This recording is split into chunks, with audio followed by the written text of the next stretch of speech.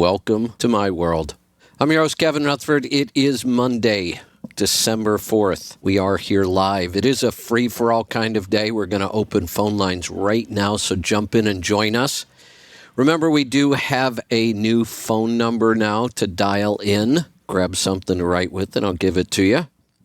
The number to join us, anything goes today. If you have a question, a comment, a topic, anything at all you want to talk about, pick up the phone right now and dial 319-527-6791. You can also use the call-in button on your app. That will work just fine. Before we get started, I want to address the dumpster fire that happened on Friday. That would be my attempt at a show. It was a really frustrating day. We had one good show with the new phone system, and then the next day, everything went to hell. The good news is I looked back at all the things that went wrong. None of them were technology issues or equipment failures. Every mistake on Friday was operator error. I started wrong. I can't even describe to you how many things I did wrong, and then finally got so frustrated I just shut it down for the day. I took a look at things over the weekend. I think today's show should be just fine. Like I said, none of the issues were technology or software issues or hardware issues. It was just operator error. I even got the Starlink working again. I did say on Friday that the Starlink was out. Aaron shipped me his unit, so I'd have something for the trip back. But I figured, what would it hurt to try to dry my Starlink out? It got wet because I tore the cover off of it, and I didn't completely waterproof it. And we got a rainstorm earlier than I expected, and it obviously got wet and knocked the whole thing out. It just stopped working. But I brought it in and dried it out, and it's working again. It's actually working pretty well. So I'm on the Starlink for this show. Looks like everything's going okay. Hopefully we will have good audio when we bring a caller in. So we'll see how the show goes today. I'm a little more confident today. I'm not quite so frustrated. I had a very relaxing weekend. I did I did absolutely nothing all day Saturday. I watched TV, I read, made a couple posts, and that was about it.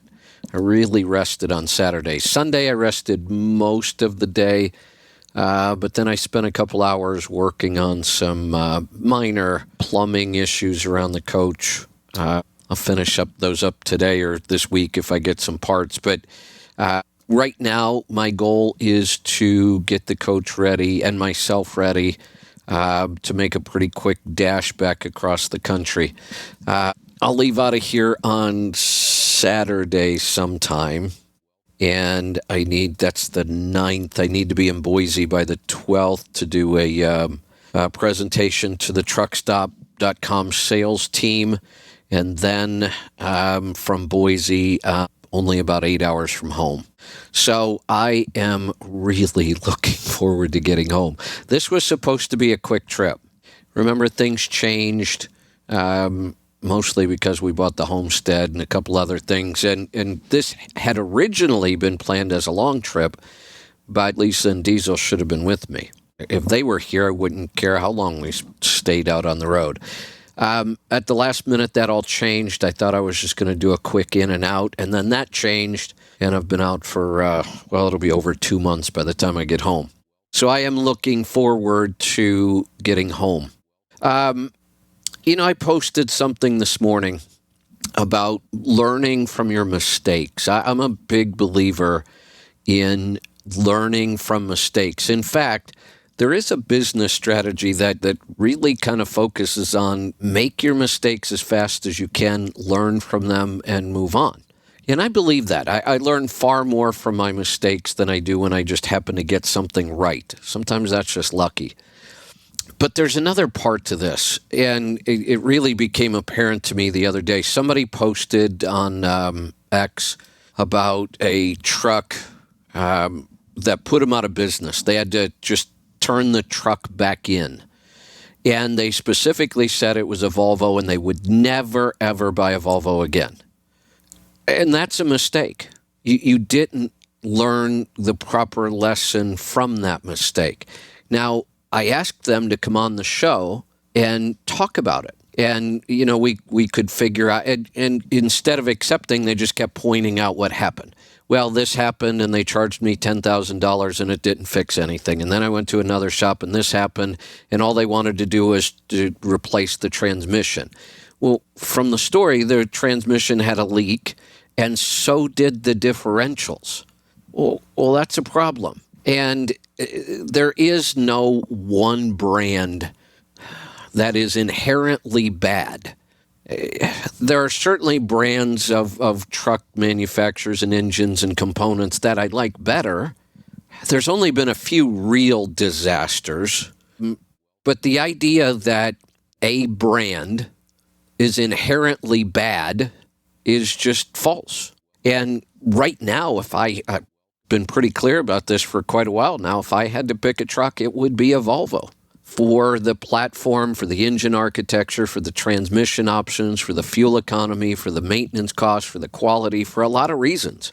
It doesn't mean it's the only truck I could make money with. Freightliner's not far behind. I do like the quality of a Volvo much better. Mack is certainly in the running. I'm not a big fan of PACCAR only because I don't see a good engine choice. ISX and the PACCAR engine, I'm just not a big fan of them. Some people love them. Some people are successful in making money with those trucks. And if you have a good dealer near you and those are your preference for trucks, spec them right, maintain them right, drive them right, they'll be fine. It's not going to be the reason you go out of business.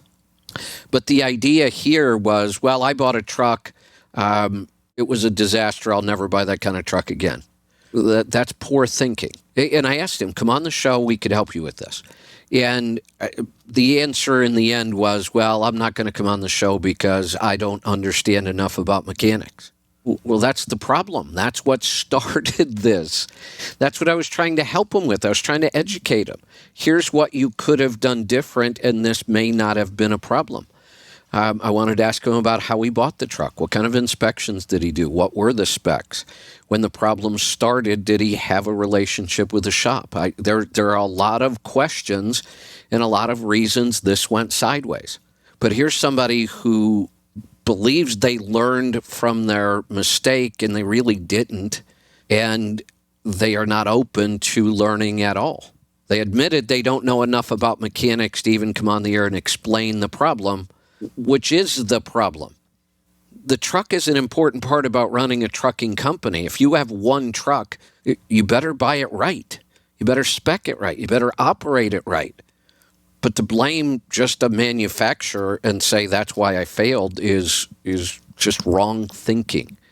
And it doesn't seem like this person was open to better thinking. All right, phone lines are open. We've got some calls. We could use some more. Jump in and join us. 319-527-6791. Anything goes. I'll stay here for the next 3 hours or until we run out of questions. So jump in and join us. A couple other things I just want to throw out there. There is something going on in the world today with sickness. There's the talk of this white lung pneumonia that's spreading out of China. The Netherlands showed early cases. We have 2 states in the U.S. That are raising red flags, Massachusetts and Ohio, mostly affecting children. There's a big belief that it's happening because many people have compromised their immune system through masking, vaccinations, lockdowns. Poor diet certainly is a big part of it. But I'm also seeing very healthy people getting sick. Now, the outcomes are better. I got sick. I was pretty miserable for a couple days. I mostly got over it, although there's a few symptoms kind of hanging out. And I'm hearing more of that people are having a harder time getting rid of what's going on. Now, for me, I do realize I was highly stressed during the week that I did get sick. I had really pushed everything beyond its limits, and that's the second time I did that, and it's the second time I got sick in 9 years. So I realized that was a part of it. I also realized that these pathogens, viruses, bacteria, they're going to get worse. They're going to get stronger. They're going to mutate more. And keeping your immune system strong is critical today. I have started back up on the stress protocol, and I should have never stopped. I'm not going to stop this time. I'm going to make sure that I do the stress protocol at least 4 times a week, and some of it 7 days a week. The breathing, there's really no limit to how much you could do the breathing. The more you do, the more you benefit. I'm sure there's some limit somewhere. Most people probably aren't going to reach it. If you were doing 2 sets of 4 rounds a day, that would be very beneficial. Now, many of these pathogens and diseases are lung-related.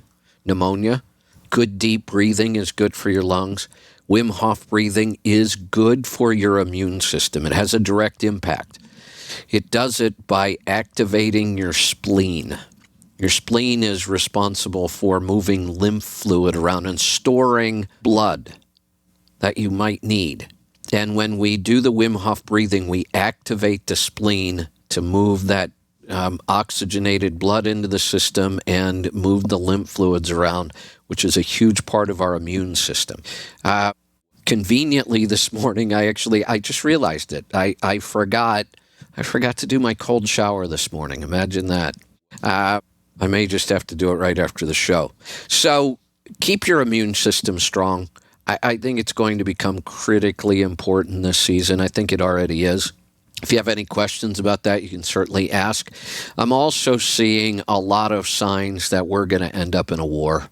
I was really hoping this wasn't going to happen.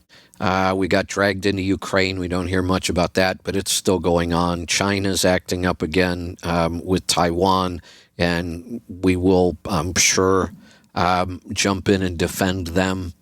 And what's going on over in Israel and Gaza right now, our ships, now both military and commercial ships, are coming under attack in that part of the world. I didn't realize it, but we already have warships there. And I'm seeing posts about units, military units here in the U.S. being activated. It's not a good sign, but it's something to definitely keep an eye on. All right, we are going to get to the phones. Calls are open. Jump in and join us. 319-527-6791. Let's get started in Connecticut. Ron, good morning. Hey, good morning, Kevin. How you doing today? Good. You sound like you're halfway across the room. Can you get closer to your mic or your phone or something? Yeah, I just thought the best I could do. I'm in a Freightliner, so it's a little loud in here. All right. I'm sorry. I'll turn your volume up and we'll see what we can do. Go ahead. All right. So I'm calling about seasoning cast iron. I belong to a couple Facebook groups, and the big oil that they seem to like using is canola, which I don't want to put anywhere near me. And when I raise the question about using that kind of oil, everybody's reasoning is, well, when you season it in high temperature, it gets rid of everything that makes that oil bad. Bullshit. Bullshit. It makes it worse. Heat damages all fats. Depending on the type of fat, saturated, polyunsaturated, monounsaturated, many oils are more susceptible to heat, and all of the plant oils are susceptible to heat. They're already damaged because of the way they were processed, and then heating them again damages them even more. Now, let me say this. When you season the pan properly, there's very little of that oil residue left anyway. I'm not all that concerned about it, but why not just use a good, high-quality animal fat? I tend to season mine with beef tallow. Yeah, I've been using avocado oil. That's fine, too. But the consensus there is that they say the smoke point is between 500 and 520, and my oven only goes up to 550, so they're saying it's not getting hot enough to do it anyway. Bullshit. Where do these people come up with that? I can easily do a good job of seasoning a pan at 500 degrees. Okay. Now, I have a lot of bacon fat. Would that work also? Yep, works just fine. Good quality animal fats work great. Okay, yeah, because all my bacon and pork and everything I get from the local farm, so it's all properly raised and all that, so it's good high quality fat. Yeah, that's what I would use. All right, I don't. Okay. I don't know why people complicate this kind of stuff so much. To say that you can't season a pan at 500 degrees is total bullshit. Just about every pan on the planet's been seasoned at something around that temperature or less. Okay. One other quick question. So I heard you say it was last week or week before about Organic Valley heavy cream. That's about one of the better ones you can buy in the store. So I'm having a hard time finding good heavy cream. So I went to look at it and went to get it, and one of the ingredients is gellan gum, Gellan gum. I looked it up and it said it's like a plant product. So do you know anything about that? Or I'm having a hard time understanding. It's a gum. What kind was it? Gellan, Gellan. Never even heard of that one. There's all kinds of gums that, and you said this is in Organic Valley? Yes. Yep. There was only 3 ingredients, and the last ingredient was this gellan gum.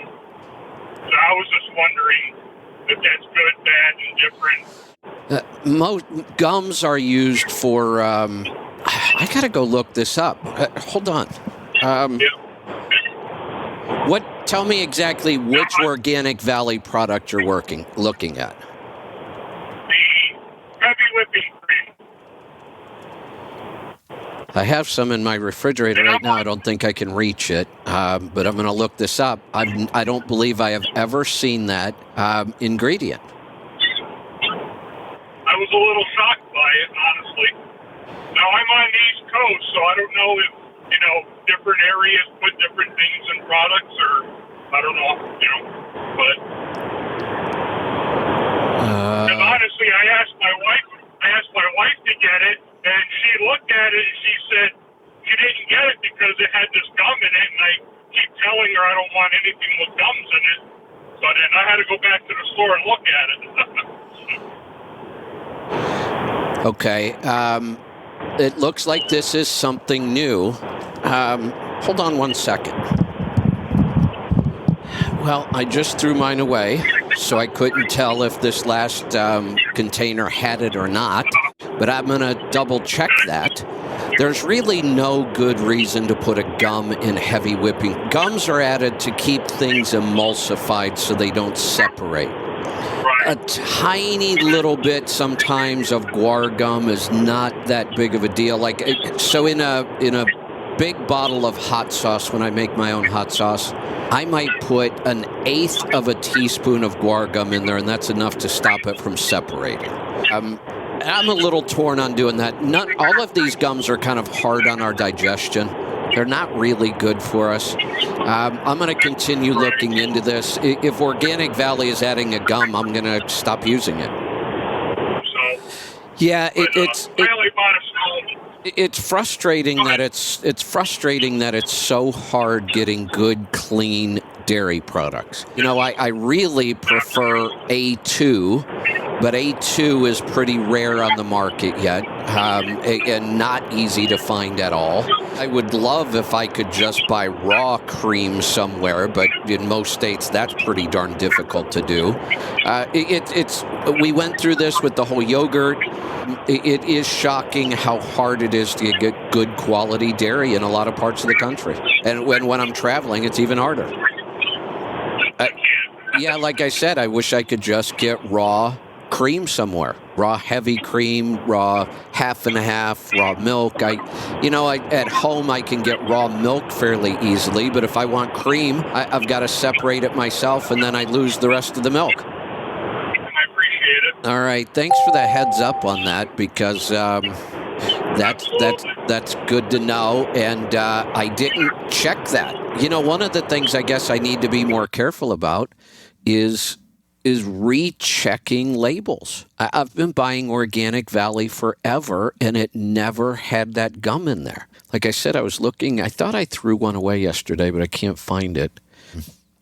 And I need to order some today. I'm out of heavy cream myself. I need to do a Instacart order, but I guess I need to really look to see what my options are on dairy. Ideally, I wish I could get this would be perfect if I could get raw A2 dairy in whatever form I wanted. Whole milk, half and half, heavy cream, whatever it might be. Butter would be awesome too.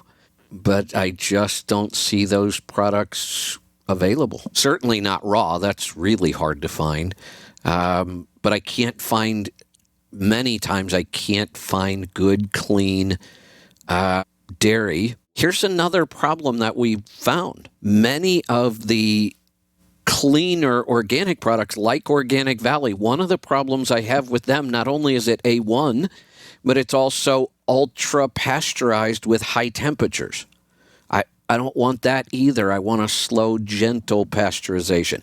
Alexander's is my go-to dairy. It's just hard to get in a lot of places. At home, the only way I can get it is through Azure. Since I've been on the road, I haven't been able to find it at all. I may have to go look for a source for that today. All right, phone lines are open. Calls are slow. Jump in and join us. I'll stay here till we run out of questions. Honestly, if that normally I always commit to doing an hour show no matter what. This week, if calls run out before an hour, I will end the show and move on with my day. I've got a lot to get done this week. I will stay here as long as you've got questions, but I'm not going to try to extend the show without questions. I'll get some other stuff done. So if you want to jump in and join us, 319-527-6791. Let's go to Michigan this time. Dave, welcome to the program. Yeah, good day. I'd just like to weigh in on the Organic Valley products. Yeah, go ahead. I believe there is another product called Heavy Cream that's nothing but cream. They put the gallon gum in so it doesn't separate in the butter. So it will whip into like whipping, whipped cream. Otherwise, it would separate. Well, no, maybe that is why they do it, but I can promise you I have whipped cream from raw milk, from every kind of milk without gums, and it does not turn into butter unless you don't know what you're doing. Well, I'm just saying through through industrial, they're widespread. So sitting around, moving in the trucks, it would probably want to, clump up, and the butter or the butter fat would start to turn into butter and separate, without that. But I believe they do have another product, just heavy cream, not heavy whipping cream. It's heavy cream. Yeah, so I just wanted to chime in on that. That's a good tip. I'll look that up because if Organic Valley is the only thing I can get, I may even switch to half and half if it doesn't have the gum in it. But I'll check to see if I can just get cream, heavy cream, not whipping cream. Like I say, I just can't believe that getting good quality dairy is as complicated as it is. Well, it's the regulations. Like I'm a farmer myself, and my family dairy farms, and I actually had the Organic Valley people come out because I'm a farmer. My dad isn't, but I was looking at maybe starting a small herd, and at the time they didn't have room on the truck to take on more organic farms. Okay. So the more popular and widespread and mainstream it becomes, better it'll become. It better be for everybody. So, as a farmer, maybe you could answer this question for me. Is there any real downside to switching to a breed of cow that produces A2 milk? Downside, the biggest downside is production. The A2 breeds will typically not produce as much. Ah, okay. But then you're also paid on components. You're paid on protein. You're paid on butter fat and quality. So I don't know the breakdown of it all, right offhand, but I know if you got, high butter fat content, there's a premium. If If you have higher protein, there's a premium. So one of the things I tend to notice about the only A2 brand I've really had quite a bit of and studied quite a bit is Alexander's, and many of their products are higher in butter fat than traditional milk products. Their whole milk is higher in butter fat. That's another reason why I like it. The more fat, the better. I mean, that's what I'm looking for, high butter fat content. I started finding European-style butters that are grass-fed, but European butter has a higher butter fat content than American-style butters. Makes it even better. I just wish it was easier to find good quality A2. It's just so difficult. Right. I don't even think Organic Valley has that. They don't. Not that I've seen. No, they do have another product, or it's actually another farms and everything's separate, is grass milk. Right. So the grass milk farmers they're on a different truck. It's all, kept segregated. And when you're feeding grass, you don't get a lot of production. But like I said, it's going to be yellow, it's going to have more creamier yellow texture, color, and the good stuff will be better. But, we got to weigh the production against premiums on the other stuff. It's an economics thing, too. It is an economics thing, and unfortunately, we've been brainwashed in this country to just want cheap food. And the people who are willing to spend more, there's just not enough of a market for it yet. Organic Valley is not my first go-to. It's organic, but it's not grass-fed. So I do typically look for the grass milk when I can find it, but that's harder to find. Alexander's, not all of their products are grass-fed. Some are standard, some are organic, some are grass-fed, so you got to be careful with that. And like I said, it's just the products I want almost don't even exist. Right. Now, I would say, based on the integrity of the companies, you got two main players that, at least that I'm aware of in the Midwest. Horizon, and that's a big. That's a big outfit. I don't recall who owns it, but it's a big outfit. It's a division of one of the bigger food companies, and then Organic Valley, which is a farmer-owned cooperative. And I think Organic Valley has higher standards and a little more integrity. But you're right. It's tough even on our end. On the farm sites, like, man, I'm willing to do something different, but I got to get paid. And how do you? There's no doubt. I mean, they've made it difficult just to move to organic. It's expensive. It's risky. It's time-consuming. It's not easy to do. And organic is just the basic first step, especially with dairy. There's so much more to it than just being organic.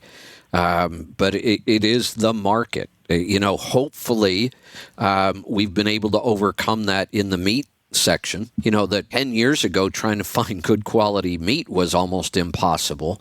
And now there are options everywhere. I really hope this starts to happen with dairy, but I'm not seeing it yet. Right. Well, I mean, in the conventional market, the dairies, where I grew up, we were, right on the county line, two biggest dairy counties in the state. And 40, 50, 100-cow dairies. And now, since 2000, early 2000 or so, everybody's giving it up and going to crop farming. And the big guys, the foreigners, are coming in from Ireland and from Netherlands. 4, 6, 8. One guy that's in the area, he has multiple dairy operations, and he's over 30,000 cows. And it's like, there's no future. My brother still milks. My brother and my dad still milk. I got twin boys that are 18. It's like, yeah, we could keep going, but there's no future in this. If we're going to milk cows, we should go to something a little higher value, more niche, and where the market don't, try and put us out of business every, 6 months. Yeah. So, yeah, so it looks like, though, our tribe's coming through for me. Sarah just sent me something, and I'm probably shouldn't try to read this while I'm doing a show, but I need to order some groceries today. So something here in Nashville called the Turnip Truck. And it looks like they even deliver. So after the show today, I'm going to get off and see what I can order from them. That might be exciting. I can stock up for the rest of my trip. Yep. So the problem with especially dairy is logistics, and then it's regional. Some places will support it, some won't, and you got to realize the grocers, like they're not going to let it sit on the shelf and. Oh no, of course not. So, but I know I've inquired about stuff, and but our local community they won't support it. They're Walmart mentality. So that is an issue, no doubt. All right, Dave. Yep. Thanks for the heads up. Good information. Looks like I'm back to researching dairy. I had kind of gotten away from it because I was able to get the Alexander product from Azure, but now that I'm on the road, certainly been more difficult. So I will work on that after the show. Let's go to Wisconsin. Matt, welcome. Hey, good morning, Kevin. What's on your mind today? Good to hear from Dave. Dave and I are friends. Dave came to a CMC many, many years ago, probably 10 years ago now, in Kansas City yet. Oh, okay. But yeah, he's got some other interesting things going on. If he ever wants to talk about them with a Napa store. Oh yeah, that might be interesting. He's experienced in different business. Yeah, but him and I have talked many times about farming and different things, and that is a huge problem. Location and the market for any of these smaller, the regenerative stuff is smaller. Very small. Yeah. Well, if you don't have, unless you're selling direct, consumer direct, and that's what most of them do, because that's obviously where your most profit is. But, in order to market and sell and have a store and, operate all that, now you're talking twice as much labor. That's a big deal, right? Yeah, that is not easy to sell dairy direct, especially dairy. I mean, it's a very time-limited product. Yep, and there's unless you're on the outskirts of a major city, usually most small-time farmers are out in rural areas. Right. Well, the rural market really doesn't see the value in organic and all that. It's there, but it's not near as big as the inner city. Right. And I guess the price point isn't there, is what I should say.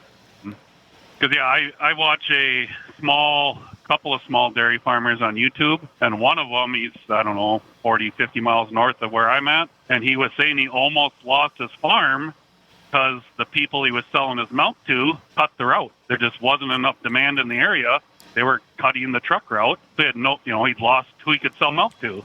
Luckily, he found another one, but it's probably not going to last long because it sounds like it's a 300-mile route to fill a truck. Wow. Well, you can't cost justify that on small numbers. No.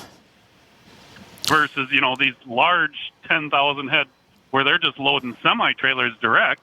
They don't even have a local truck coming around making pickups. They usually have like 3-4 docks where they semi-trailers that are dropped and hooked.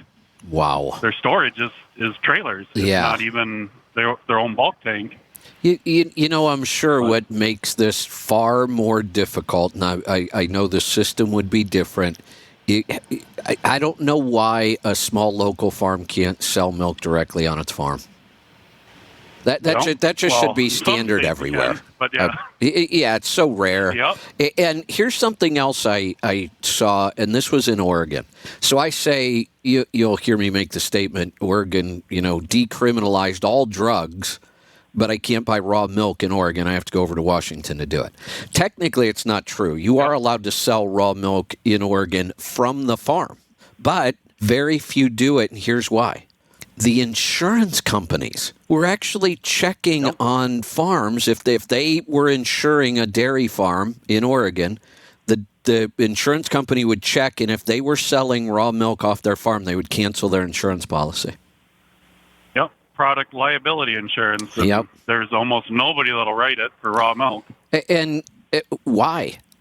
There's not a big incidence of raw milk making people sick. It's pretty rare. We have all kinds of food products that make people sick all the time. Lettuce is a big one.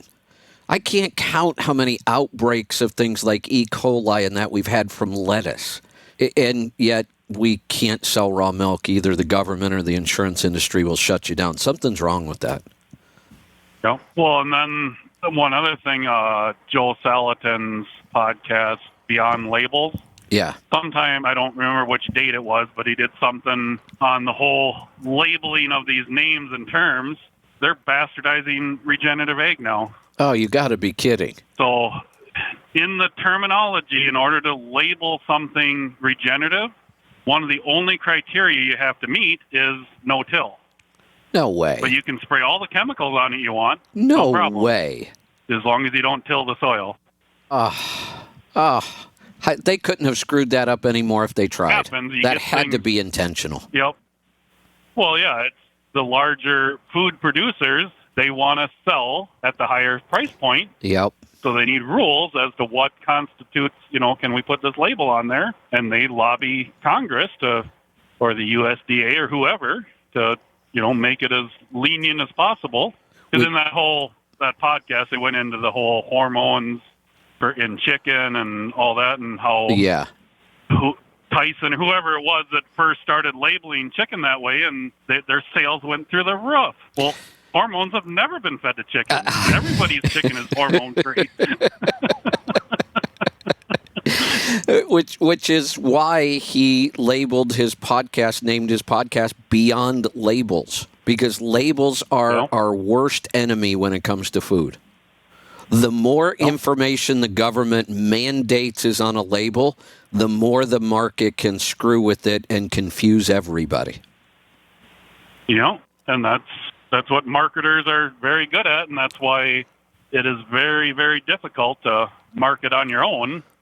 Yeah, sure is. Like I say, especially in a rural area, it gets even harder. And then the shipping cost. I mean, look at just, more than most of us what your shipping department and all that in your little store is. Well, and that's technically small scale. We have looked at trying to ship non-shelf stable products like refrigerated or frozen. Forget it. There's just no way. Nope. We would have to make such a huge investment in that, and we would have a very, very hard time ever making it back. Yeah, price goes, and especially frozen. Oh, yeah. I mean, I'm surprised the amount of frozen meat that is making the market, but the margin on that has got to be so small after shipping. Yeah. And it's outrageously priced. Right. I mean, you're paying a Right. premium for this stuff delivered, but yet the producer, they're not making any more money if they just shipped it to market. No, not at all. Our food supply is just horribly corrupted. So the actual reason for my call today is more on investing, and you had several calls last week about it. I'll just give an update. Since I have moved all of my regular savings, checking, other than, what I need for several weeks as needed in my checking accounts, I moved everything either into money markets or mostly in the stock market on just a personal brokerage. I'm not talking about 401ks or educational savings for the kids and all that. And even the S&P pays a dividend, but so my monthly statement for November, between dividends and interest, earned $415 for the month. Wow. I'm liking these high interest rates. Yeah. Well, because I'm debt-free and putting money into earning. This is, if anything, that's the one ray of sunshine I've tried to find in this economy. And I go back to just getting out of high school and looking for a job when we were going through stagflation that time. Crazy high interest rates. The problem for me was I was broke, and if anything, I needed to borrow money. And that's when the interest rates will kill you. But I've talked about this. I had a brother-in-law who was teaching me how to paint cars. And so I also, spent time with him in the garage on the weekends. And he was a body man and worked harder than anybody I've ever seen and managed his money better than anybody. And he was still pretty young at the time. If I remember right, he was probably still in his 20s. He was telling me how he just kept buying $10,000 CDs because they were paying 12% interest. And there was those kind of interest rates can be fantastic if you've got a lot of cash. Yeah. And that's during this last year, as interest rates have climbed, or over a year now, people have been asking about that, buying CDs, and I kind of been recommending against it because you're tying your money up, which a lot of them were like 12 to 15 months to get that kind of interest rate. Right. But now that the rates have kind of leveled off, and if we ever do see the economy start to slide a little bit, I would be buying CDs in a heartbeat then. Well, you are correct. Up till this point, you were better off just moving your money to a money market. They were paying just as much as CDs with no locking in. And if rates keep going up, you're going to be better off. But you're right. The money market adjusts every month. Yep. Goes up. But if the trend starts to go back down, then you would be better off to lock in a couple of those CDs at that rate. Because that's the only tool the Fed or our government, whoever you want to call them, I mean, it's the Fed that actually does it, but they're somewhat controlled by the government, even though they're technically not. Say they're not. Right. If our economy starts to collapse, the only tool they have to boost the economy is lower interest rates. Correct. Yeah, and they're already talking about it. They have already stated they're not going to raise rates. That's over. And there was pretty high odds that they were going to raise the rate a quarter of a basis point. There was even fairly good odds that they might not raise it, drop it. There are fairly good odds that they might drop it a half a basis point. Yep. Yeah, so the day that happens, I'll be buying CDs. Yeah, it wouldn't hurt to lock in a couple. I may do that as well. Lock in a couple. And honestly, I'll lock them in for as long as they'll let me at that rate. So you had Paul, and it wasn't on the show, but it was a call about his retirement, and the company it's with isn't really performing. Yeah. And asking about, doing it on his own versus having a managed account. And if you're low enough numbers, I don't see the need for a managed account. Because a lot of people, including myself, we look this stuff up and we talk about it and, yep, that's a good idea and that's what I should do, and never do it. So what he was talking about was having to completely open a new account at somewhere else.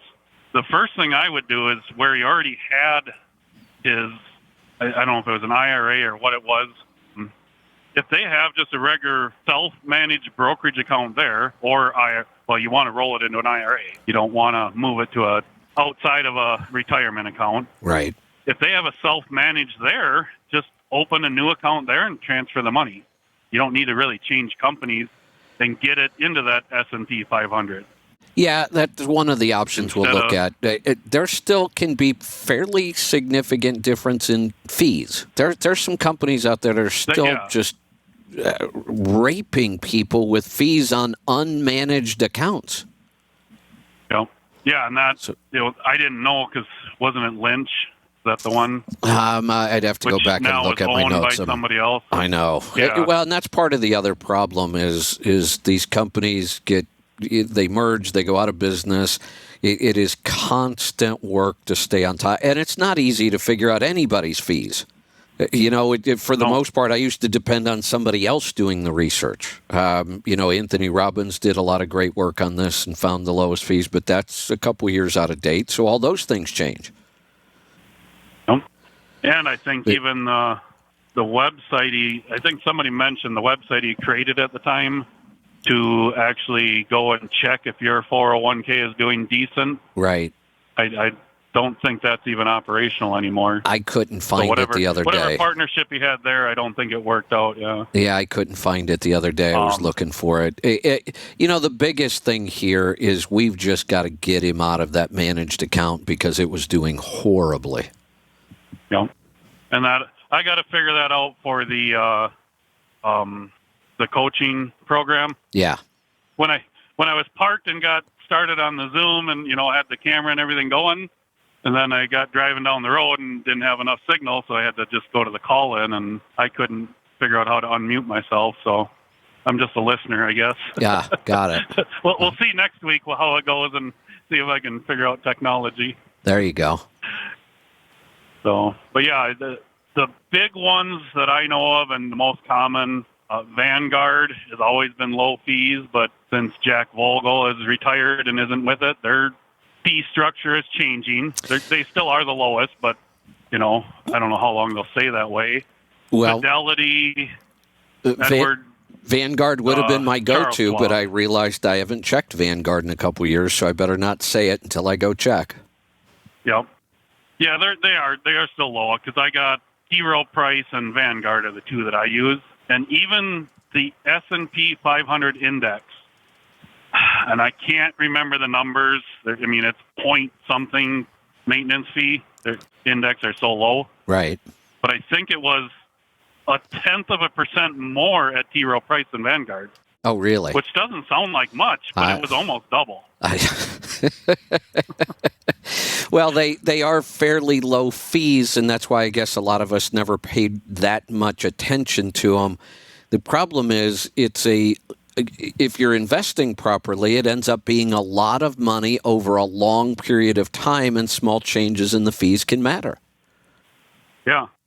Yeah, it wouldn't matter on a short-term account, right? But long-term, it matters. Yeah, just like our compounded growth, it's compounded fees over the years. Yeah, exactly. So you got other calls come in, or? I do. I can go grab some other calls. Good stuff on investing and farming. Neither one of them I'm all that happy with right now. You really just have to work at this stuff constantly. Let's go to Texas. Mark, welcome. Hey, good morning. So I just stopped off on the way back from Austin and grabbed some lamb ribs right before Bastrop and some brisket, and it was really good. I thought you should know that. Anyway, so as far as Alexander's, I buy their yogurt that's cream on top from Sprouts, and it's about as good a yogurt as you can get on the market. And Sprouts and sometimes Whole Foods carries their products. So I'm not sure where they're located in Nashville. I know there's a Whole Foods downtown that I visited a couple times when I was over there for NASTIC. Well, I can actually get Instacart from Sprouts here, but they had no Alexander Dairy whatsoever.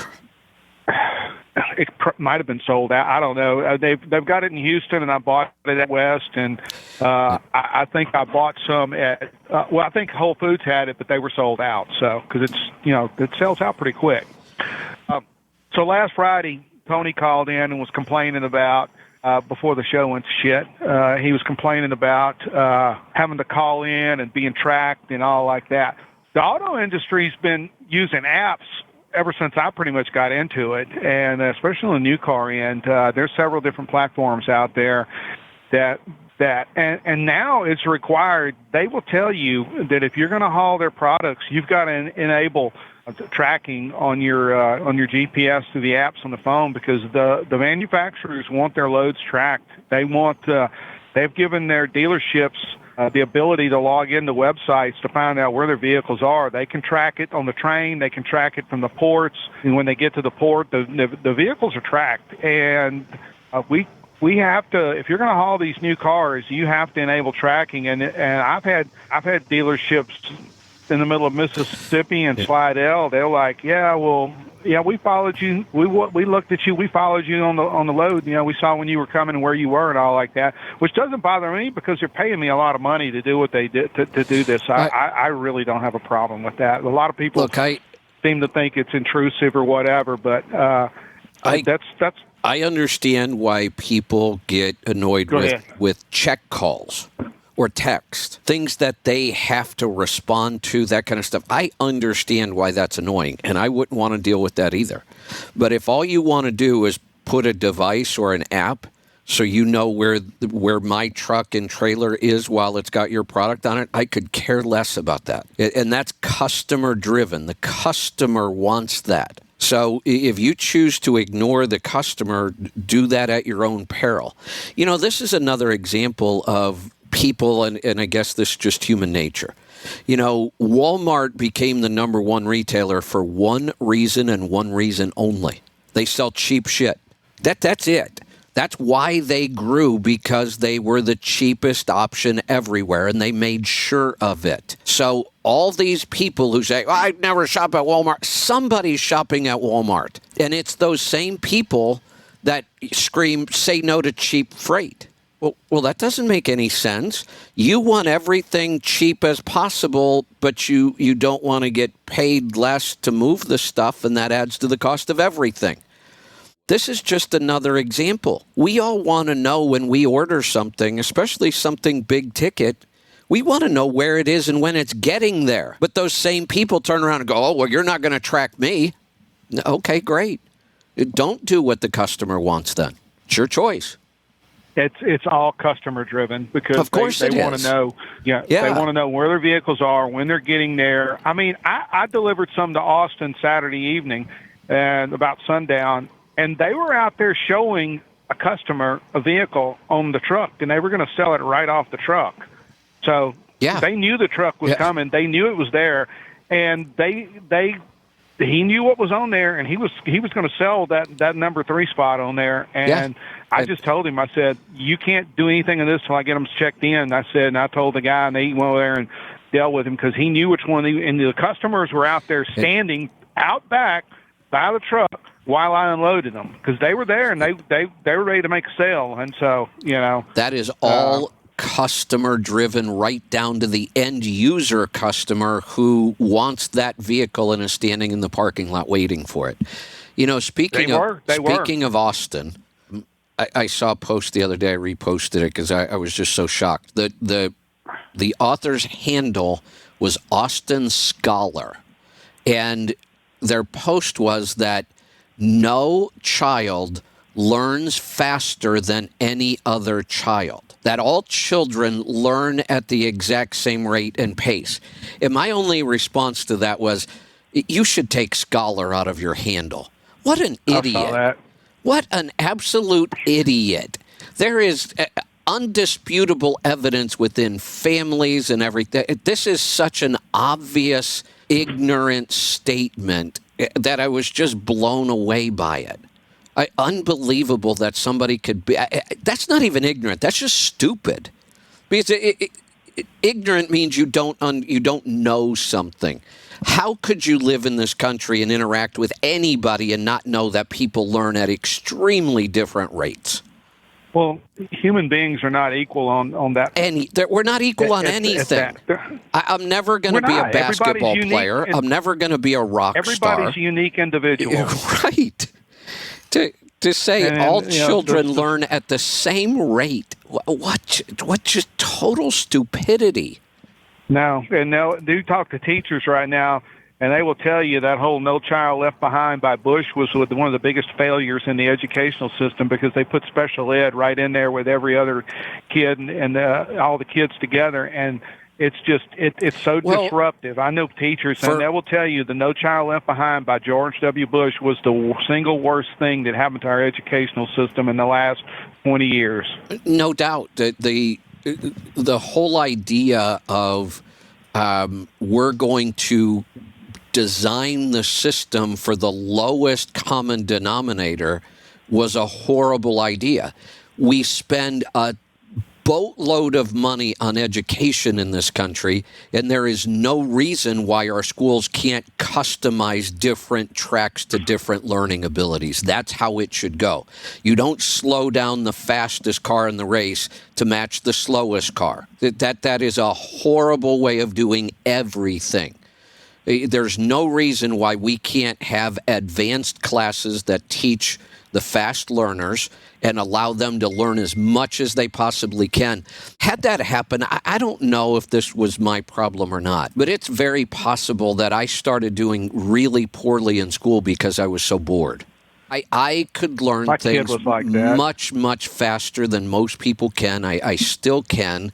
And because of that, I just started tuning out. I had no interest in learning at that pace. And to do that system wide now is just, it's criminal in my opinion. You want to know another dirty secret about special ed? The parents get money from the government because their kids are in special ed, and if you're talking about a poorer family, they rely on that money, and they want to make sure that their kids do not get out of special ed. So they want their kids in special ed because they get reimbursed for that kid being in special ed by the federal government. You shouldn't be allowed to be a parent if that's the way you think. That happens everywhere. Yeah, you just shouldn't be allowed to be a parent. He taught special ed. He's special ed is like one of the most. The amount of money that's spent on that's wasted, and the stupid things they do in that is just absolutely asinine, and it will just make your eyes bleed when you start learning about it. And now and parents do that. Let's be clear. I am fine whether we call it special ed or not. When I went to school, special ed was a very, very small class, and it was kids with really extreme problems. I don't think that's the case anymore. I think there's a lot more kids going through what they call special ed now. I am fine having a track that teaches to each kid's level. That is the way it should be, but all the focus now has been given to the bottom end of this, and everybody else has been left out, and it's a horrible idea.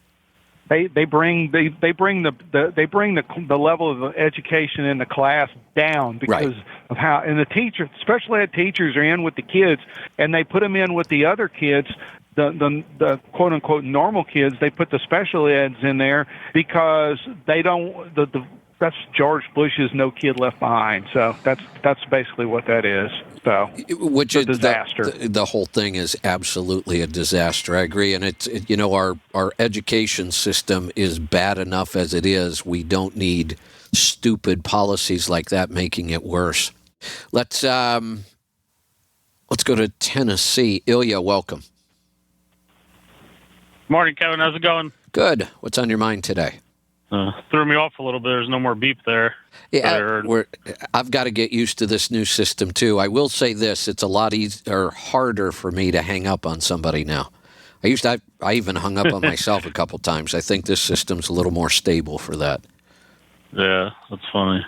I was calling in originally about that the dairy discussion. I think it might be something weird here with like the health department about the raw milk and all like the unique dairies and whatever, because it's kind of hard to find in stores. But then if you go out like to anywhere where there's farms, it's all over the place. People just have a little sign in the front, similar like elect your local mayor or whatever kind of sign. It'll just say milk by appointment only, and then their phone number, and then you call and they have like all that stuff. Yeah, they usually have like honey, eggs, milk, and all that, whatever, and it's everywhere. Yeah, I should probably when one of the options I have when I travel is that I've got a membership called Harvest Host, and it's a nationwide club, and they've got a lot of locations, and they bought a couple other companies up, and they're growing, and it's a pretty cool option. So places like farms, wineries. Places that have a lot of space will just open up their land, and you can, if you're a member, you can come park on their land. Now, there's usually no hookups, and it's usually limited to a night or two. They don't want you coming in there and trying to live on their property. But it's a really cool option that I've used a lot of times, and that puts me out closer to those kind of places instead of, being closer into town right now. The problem with it is, it doesn't work on extended stays. I don't have hookups. And when I'm traveling, they're usually not that convenient to the interstate. It might be 20 to 30 minutes off the interstate, which doesn't sound like a lot. But on this trip, my travel schedule has been really, really tight, where a half hour does matter. Yeah. So there are ways of getting all this stuff, and this is, I'm dealing with the same stuff you guys deal with when you're in the truck. It's out there, but it's not always going to work out to try to go do that. Yeah, they're just like extremely weird here. Like I spoke to like a few restaurant owners, and apparently health department there is beyond easy, like to deal with like restaurants and anything with food for some reason. But then their I also know for some reason the same health department is crazy strict with pools for some reason. No idea why, but apparently it's extremely complicated if you have a pool to work with them. Unbelievable. So Yeah. it's like backwards. I'm like, It is. who even cares about that? I know. What a mess. Yeah. And then also another thing, the other day someone called and asked about the artificial intelligence and like what like the normal person could do with it. Yeah. Like what the average user could do. I think like it was January, maybe December of last year. I started like an online pet supply store, and it wasn't the original plan, but that's when like all the AI stuff was coming out. So I was like, all right, let me try it out. So I know nothing about programming. I know very little about marketing, like for websites, whatever, all that stuff. And I used one AI to generate the logo and color scheme, one to help me pick the products, one to set up all the copywriting, like the descriptions and everything, one to do like the social media. Like literally, I used one to make me just random pet videos that I made, like a social media. At one point, I even found like a competitor website, and like I saw a feature that they had on their like product page that I liked. So I went back to that ChatGPT and I just wrote, I have a pet supplies website. This is how it's laid out, like just plain English. And I want between here and here feature that does this. I explained like in a couple of sentences, and I just wrote at the end, give me the code to make that feature happen and tell me step by step in detail how to paste it and where, and it worked. There's no doubt. The caller I had didn't have a business and didn't have a business use for AI. AI is revolutionizing online businesses because of what you just described. The challenge to an online business is design, copyright, advertising. You know, those things are all difficult. And honestly, one person who understands AI really well can now take the place of about 6 employees in a company and put out better work than what all 6 were combined. There's no doubt about that. Now, the thing is, like a lot of technology, especially cheap technology, it doesn't give you any huge advantage to use it because just about everybody's using it. The problem is it's a disadvantage if you're not, but there isn't any huge difference now. We put out more ads, we put out more copy, I put out more posts because I'm able to do it faster and better using AI. I think my images have gotten better using AI images. They get more clicks and interactions. My writing has gotten clearer and more powerful because of AI. We use AI quite a bit in our company. Now, have our revenues really gone up because of it? Not really, not significantly at all. And so it's now just that fast because the technology is so cheap and so easy to access. Now it's just a matter of you have to be doing it just to stay competitive. Yeah, maybe like save costs on labor. That's exactly what I was thinking. I was like, all this stuff I'm doing, I probably would have had to hire like you would have 3 to 5 different people to do it. You would have spent thousands. Free and it took a few minutes. Yeah, you would have spent thousands. When we've used copywriters in the past, we've used graphic artists. There was a time we spent a fortune on having a graphic artist on staff because we did so much of this stuff. But Lisa has taken over a lot of that, and she's gotten really good at it, and she uses AI quite a bit to help her. And almost everybody in our company that creates content uses AI. I use it every day.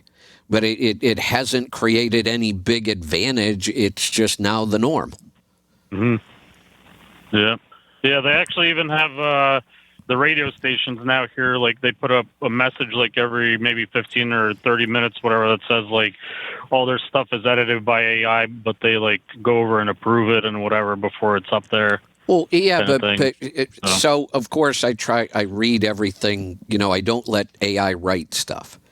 I write the original post, then I let AI improve it. And, of course, I still read it and spell check it because AI can make some very egregious mistakes if you're not careful. Every now and then, it will change a sentence. And when it's done, the sentence means the exact opposite of what I meant it to be. And it does that fairly regularly if you're not careful. Yeah. Yeah, crazy thing that's coming in our world here. It is, and I wish I wish it didn't exist. I really do. I do not think AI is going to be good for us at all. But like I said, right now,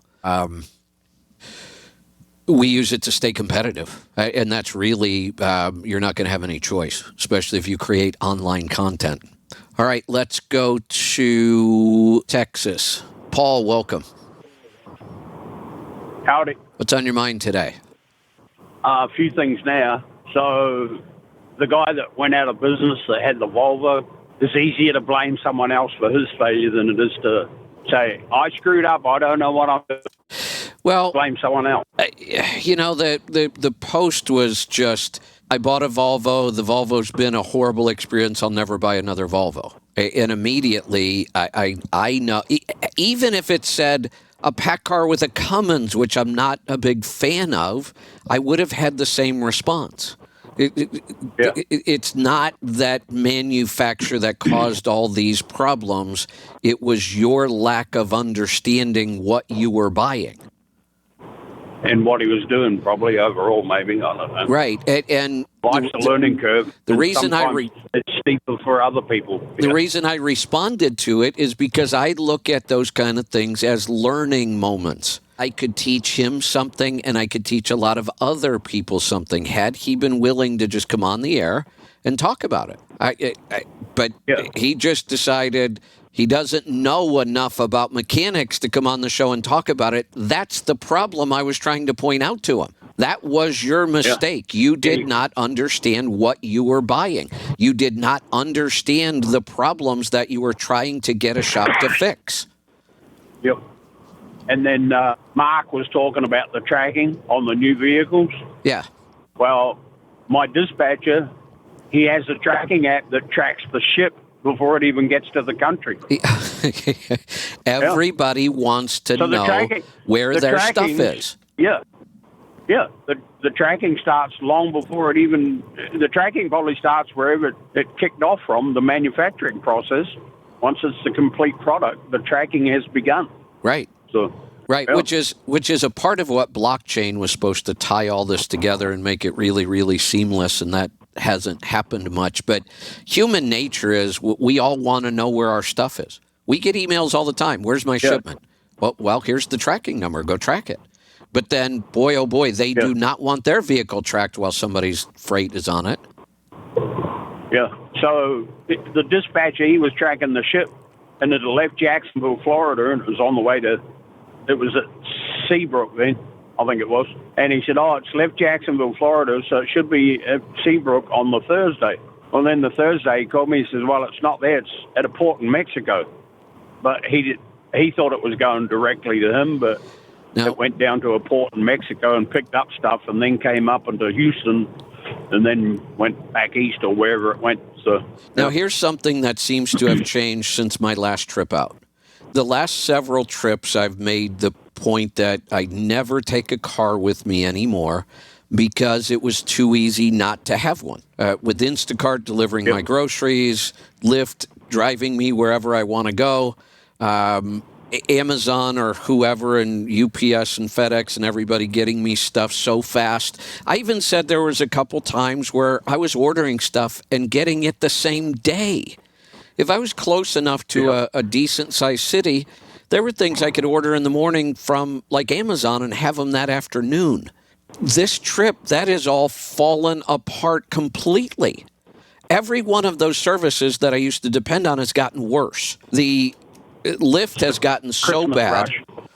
No, I don't think that's what it is. I don't think that's what it is at all, because this started... I left on this trip in September. There's no Christmas rush in September. There's no Christmas rush in October. And I've had these problems. So Lyft, I don't know what's going on with Lyft. Twice on this trip, I've had to wait over an hour just to get somebody out to pick me up. That's never happened before. Where I am now, and I've been here a little over a week, and I've been using Lyft a lot, I'll bet I've taken 12 trips on Lyft since I got to this place where I am right now, and I've only had 2 different drivers. I keep getting the same drivers. That never used to happen ever. Now I like know these guys by first name now because there's only been 2 of them the whole time I've been here with all these trips. And I've had to bump Dairy product. Yeah, I've had to bump my service up to the black level, which is really expensive because I'm tired of dirtbags showing up with cars that you know they've been smoking in, which they're not supposed to, and then they try to cover it up with cologne, so now you can't breathe. So I won't use the standard service anymore because it's gotten so bad. I've talked about this, that stupid cable that I burnt on my Starlink. I've missed that delivery now 3 times. I have it coming to a place that I'm parked, and it's supposed to get there by a certain day, and it just never shows up. And then it shows up after I move. Now I got to go back and get somebody to ship it back. That's happened 3 times now. And yesterday, I decide I got a couple little plumbing problems on the coach I need to fix. I knew I was going to need some parts, so I started checking around for parts. I just can't get them. That's never happened before. This is not a weird product. It's a hose, and it's a fairly standard hose, and yet nobody has it in stock. Back order. And the soonest I could get it delivered is like December 11th, which, I'm going to be almost home, and ridiculous. I can't forward it again because I'll end up not getting it. So all of these things have just gotten significantly worse in the last year or 2. I would agree. Yeah. So my neighbor around the corner from me that milks the cows, I went around there about a week, 10 days ago, and they got 17 cows total, but they're not all dairy cows. They got some meat cows as well. But all the dairy cows are A2, and they spent a lot of money setting this up. They built a brand new milk barn and bought all the cows and the equipment and everything. And oh, you know what? I think we lost that line. Let's try another one. Let's go to Ohio. Lynn, are you there? Yeah, Kevin. Hi. Nice talking to you again. Good. You hear me fine? Yeah, I can. I think Paul must have just drove out of coverage. Hopefully he didn't hit a bridge abutment or anything. Yeah, really. Last time we talked was probably like 2.5 months ago. It's about my, basically, I don't know how else to say it, but I have issues with a skin rash now. And I don't know where that came from other than years ago I used to have eczema, years ago, before I changed my diet. So is this like back. eczema? It seems like it. I mean, I don't really know the difference between eczema and psoriasis. Well, skin conditions are very hard to diagnose. All doctors, right, whether they're functional or not, it's very difficult to diagnose skin conditions. They all show up as the same kind of rashes many times. Right. I will tell you this: it is diet related, whether you've cleaned up your diet or not. One of the options. Right. Well, go ahead. Finish the story. Well, I've been following your diet since 2016. And I've cleaned it up significantly since about 2021. I don't even put a piece of bread in my mouth. I don't eat or drink any sodas whatsoever. I don't drink alcohol whatsoever. Well, you mentioned bread, but what about grains? No grains. So no pasta, no crackers, no... The only type of crackers I'll buy is that brand made by Simple Mills. So they're grain-free. Like cassava flour. So what about dairy? Grain-free, yeah. Dairy, the only dairy I have is I do make you the yogurt, and I use that Organic Valley half and half for that. And... So that's the only dairy you consume is just yogurt made from Organic Valley half and half? No, I buy really good aged cheddar cheese. I love my cheese. So one of the things I always Once in a recommend when while, there are ice skin cream. conditions, no, that's enough. Once in a while, when there are skin conditions, I tell people just eliminate dairy completely, even the yogurt. Dairy is known for Okay. causing skin conditions. If that doesn't work, Right. the next step would be to do a food sensitivity test, and we have them in our store. There's a good Right. chance you still have leaky gut, and that's what's causing this. This is Yeah. an autoimmune response. See, I had blood work done with Dr. Wilson here. It's probably been about 7 months. And his assistant, Laura, she put me on, what is it? Helpers, Optilipid, the gut repair, and the gut protect, I believe it's called. And she told me to take that gut repair and gut protect for a month. And so I did. And everything seemed much better in my gut.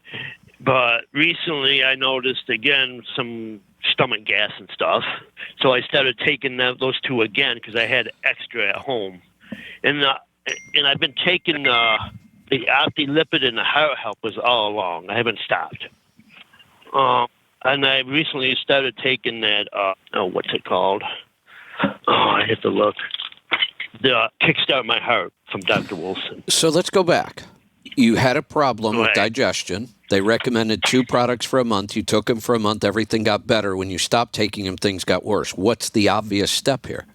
Well, I wouldn't say they got worse till recently. Well, right. When you were, they were bad. You took something, they got better. You stopped taking something, they got worse. What part of that am I getting wrong? Oh, okay, I think I follow. You know, things don't happen 24 hours after we do something. Right. Just Right. like when you start a supplement, we don't always get immediate relief. We tell people this isn't like a drug. This takes time. Right. When you stop something, that doesn't mean the results are going to happen within 24 hours. But there seems to be a clear pattern here. Right. Right. I understand that. So you think I still have something going on in my gut? Yes. You know, And that's so causing did this? Dr. Wolfson.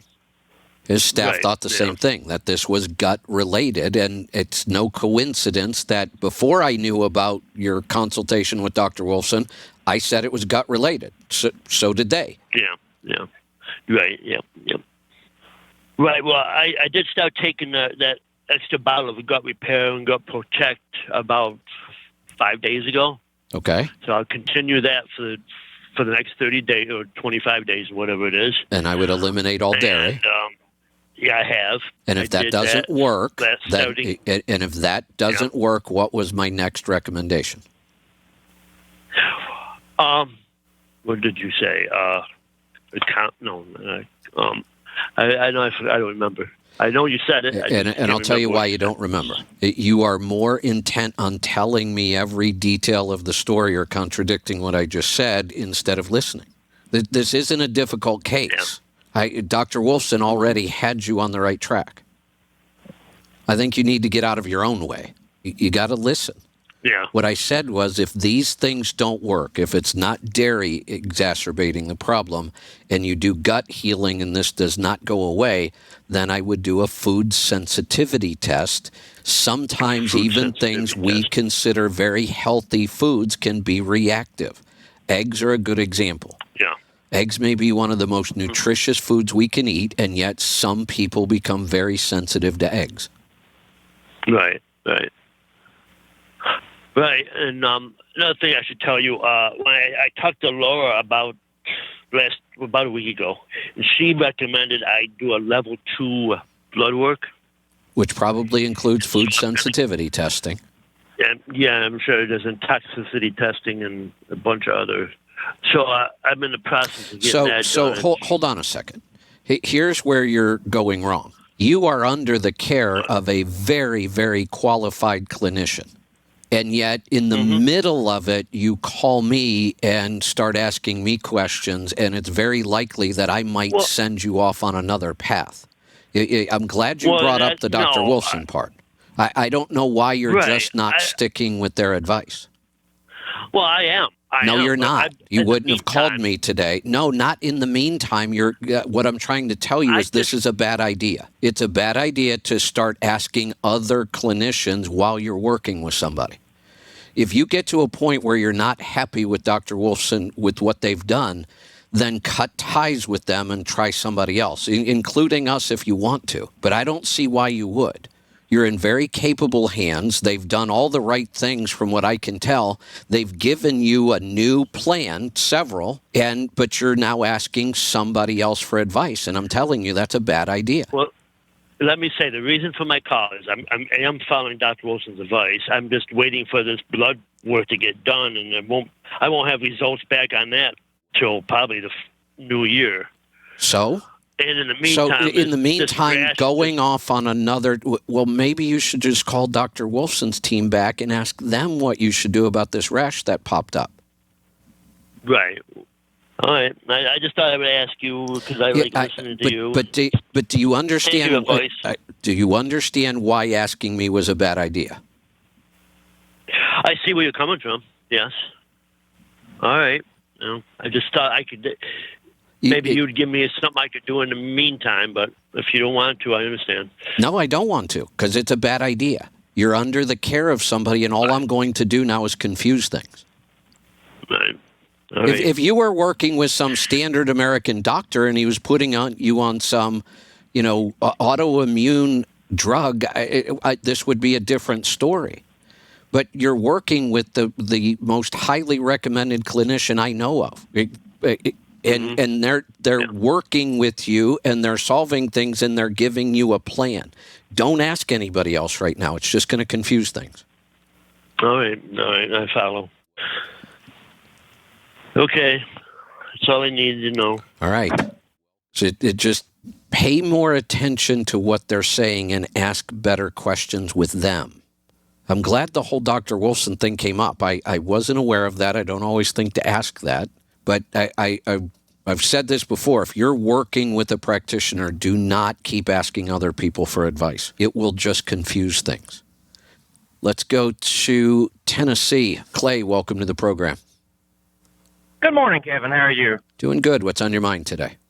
I have two questions, a little backstory. I was retired or semi-retired living on our family farm, and a good friend of mine started this business and asked me to come help him grow, and that's been a headache. But my first thing when I started, I was on and I still am because it was just me and him, a 1099 for taxes, made it easy for him. And I also own 250 acres of farmland that I receive roughly $50,000 a year off of. But next month, we're going to start holding taxes out because we've grown. And I'm trying to decide, do I need to stay on 1099 for tax purposes so I can have write-offs for the land too, or would it be better for me to go? I got to go back and get clear on this. Explain the business arrangement to me again. Who's doing what? Okay. Hey, I'm the manager of a dump truck company, and then my good friend is the owner. So, wait. So, as the manager, let's stop right there. Very few times are managers eligible to be independent contractors. So first off, let's determine if you were even eligible. Explain your job description to me as the manager. What do you do? I oversee the maintenance of the trucks and the drivers, and I drive a truck myself. You oversee the maintenance. Where is the maintenance being performed? At our shop. And you manage that shop. There are mechanics that work in that shop, and you manage it. No, well, me and the owner are the mechanics. We do the upkeep. We've been in the trucking business since '96. So who owns the shop? The friend of mine that owns the trucking company. And you also drive a truck. Who owns the truck? The same person. You are not an independent contractor and never should have been. You're an employee. Okay. Well, okay. And to do it because it's easier doesn't matter. It's easier to rob a bank than it is to go earn money. It doesn't mean we're allowed to go rob banks. So you were an employee and should have been treated as an employee. Okay. So it's best so I need to go on and start getting taxes out. Yeah, and it's not best. That is the right way to do it. It's correct. Okay. And I'm kind of touchy about this subject, and there's a reason I am. I believe in the independent contractor model. I believe it's one of the best things our economy has, and it's under attack. And it's situations like this that allow groups to attack it, and they're correct. When the independent contractor model is abused, it makes it harder to defend the independent contractor model. I understand. And basically, I guess it was just his ignorance on mine and his part on how the tax law works. Because that's why when we run a business, sometimes we have to pay people for advice. Your accountant should have been able to easily explain this to you. Well, he just swapped to a new accountant, and that's where the taking everybody from a 1099 to a W-2 come in is we're going to start that. Like I said, it's starting in January. I just didn't know if I could stay as a 1099 and that way, because off my land, I generally make about $50,000 a year. Your land has nothing to do with this job. Just because you are an independent contractor in one role does not mean you're then legal to be an independent contractor in every role. Every time you do work for somebody and somebody pays you, there has to be a determination made. Is it even legal for you to work as an independent contractor? And in this case, the answer is no. Okay. That answers that question. I have another question, if I can ask it. Sure. That I need your opinion on. Sure. We have a older truck. It was the second truck that he bought, and I drove it. And is a 99 International with the 11-liter 60 Series Detroit. And the engine got dusted due to a mechanic. And we're trying to decide, is it worth spending the $15,000, $20,000 to rebuild the motor in that truck, because we know the truck in its truck, or is it better to go spend that money and update a truck? Is this a cab over? No, it's a 9100 day cab. Okay. It's an old R&L Carrier's truck. What's the current fuel economy on that truck before we lost the motor? It was getting, because I drove it, averaging around 6.9 every day. That's not horrible. How many miles are on this thing? The truck has got 1.3 million. I'm sorry. Okay, so when we say a motor got dusted because of a mechanic, explain that. We had to have some injectors put in it, and when he tore everything apart, to put the injectors in, he didn't put the air breather back in right.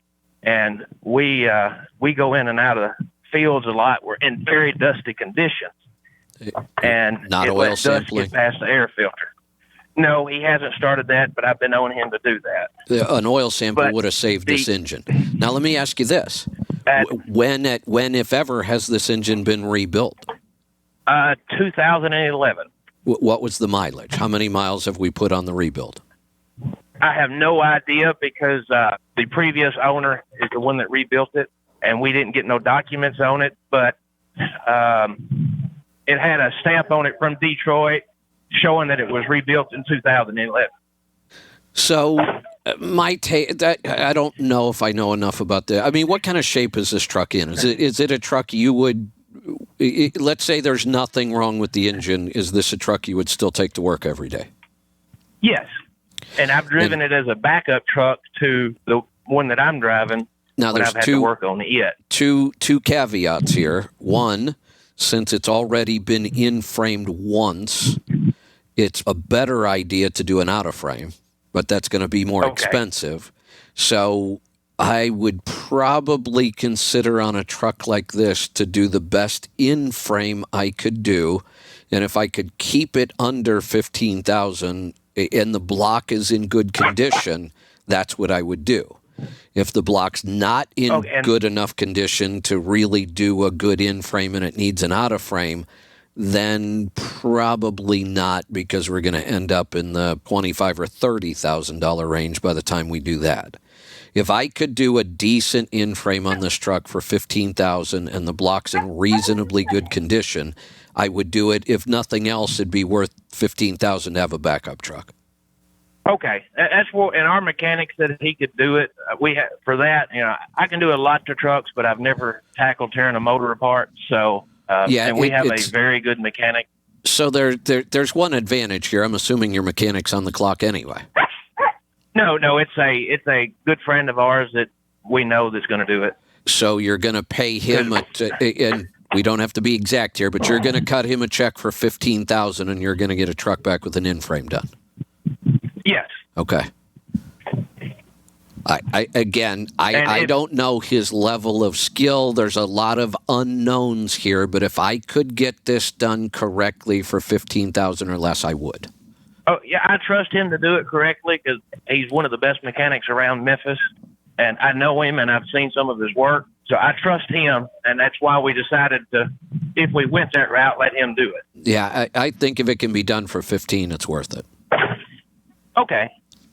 Well, I appreciate it. Now, if you can just tell me where I can hire responsible drivers to drive all these trucks, I'd be doing a whole lot better. But it's always been a challenge, but I have to believe that that's one thing that's getting a little easier right now.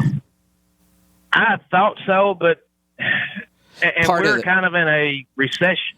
Yeah, part of the problem, even though I said that, part of the problem is we're still early into this, and most of the drivers that are losing their jobs at this point and are out looking for other jobs, in my opinion, most of them aren't even hireable.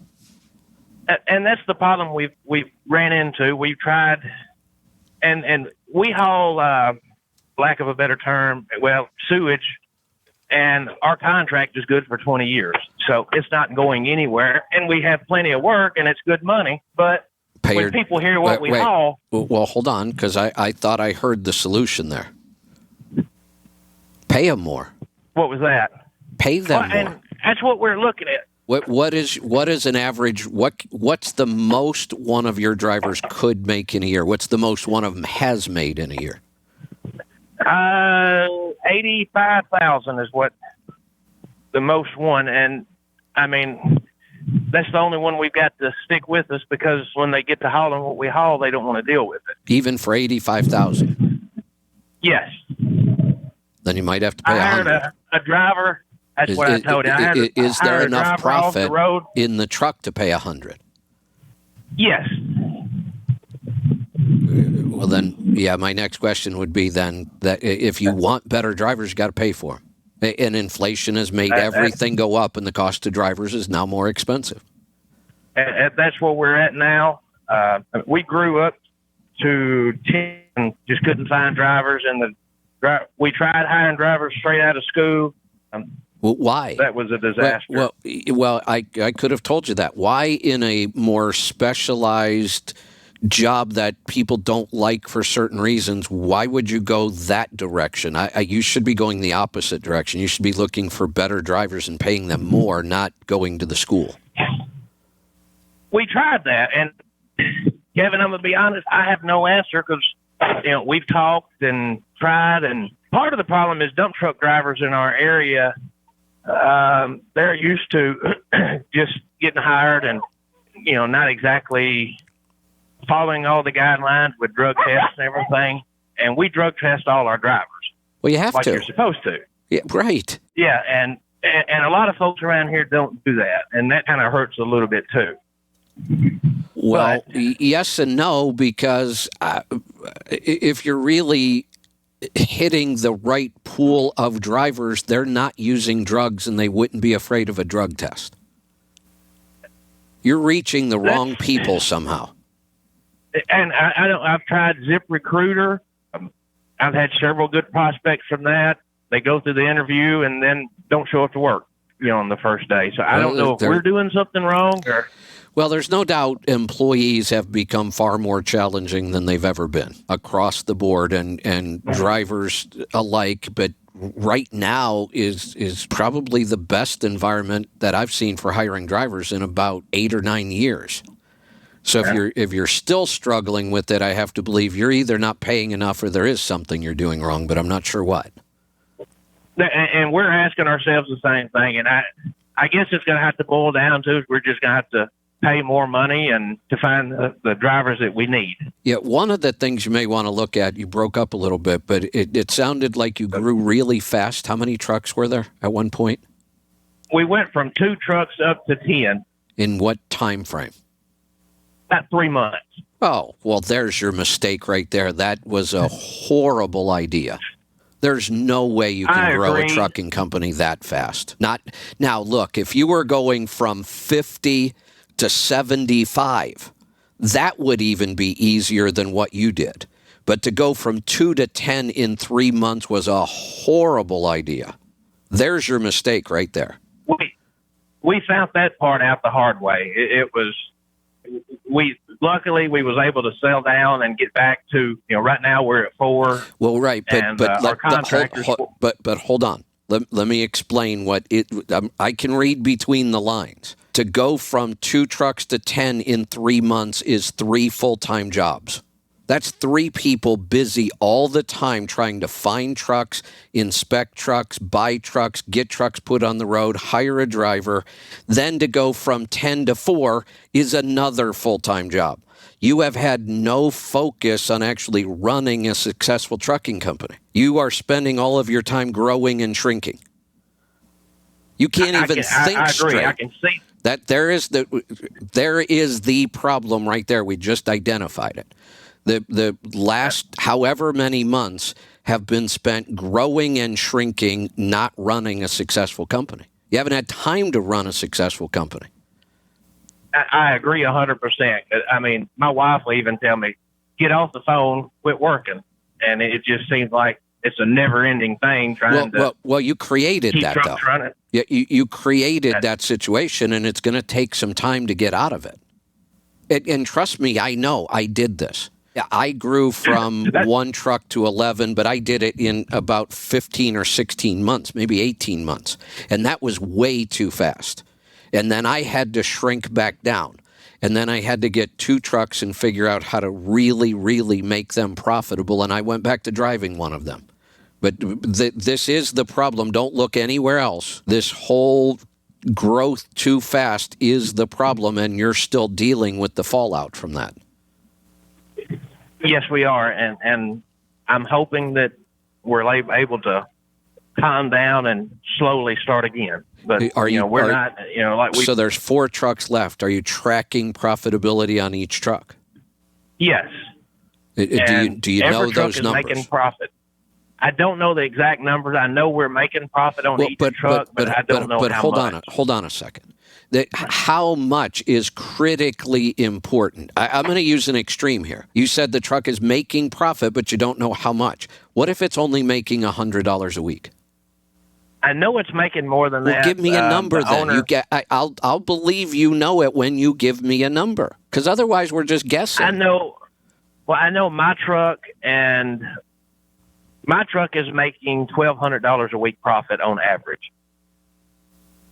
No, it's not. Yes, it is. All right. Then you should not have driver problems. Let's just do some math here. $1,200 a week. That is almost $5,000 a month. That is throwing off $60,000 of profit after everybody's paid, including the driver. If you can't afford to keep a driver in that truck, I have no idea what you're doing wrong. That is incredible amounts of profit. I never achieved that much profit on a single truck. And I ran a hell of a profitable operation. I wasn't even close to that. Yeah, we found a little niche in the business locally, and it's worked out. But it hasn't worked out. It's not working out. Let me Something rephrase it, isn't making sense on the story. You grew too fast, you almost went broke, you're shrinking, and you can't keep drivers. You're telling me your highest paid driver makes $85,000 a year.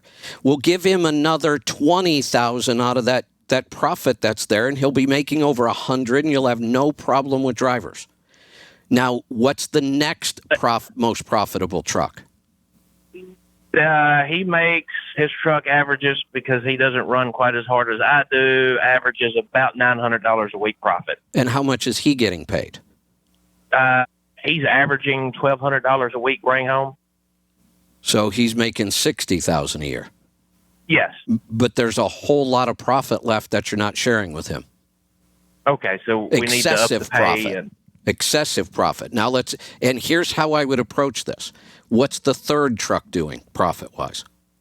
That's the one we've got to put a motor in, and we need a driver for. So Well, that's not a that's not a truck anymore. If it's not on the road making Okay. money, it's no longer a truck, and you've got some decisions to make. But that's only 3. You told me there were 4, and one of them doesn't even and exist. there's a fourth one that it makes because it's a rental truck. That's Why is it tied up a to the rental plant. truck?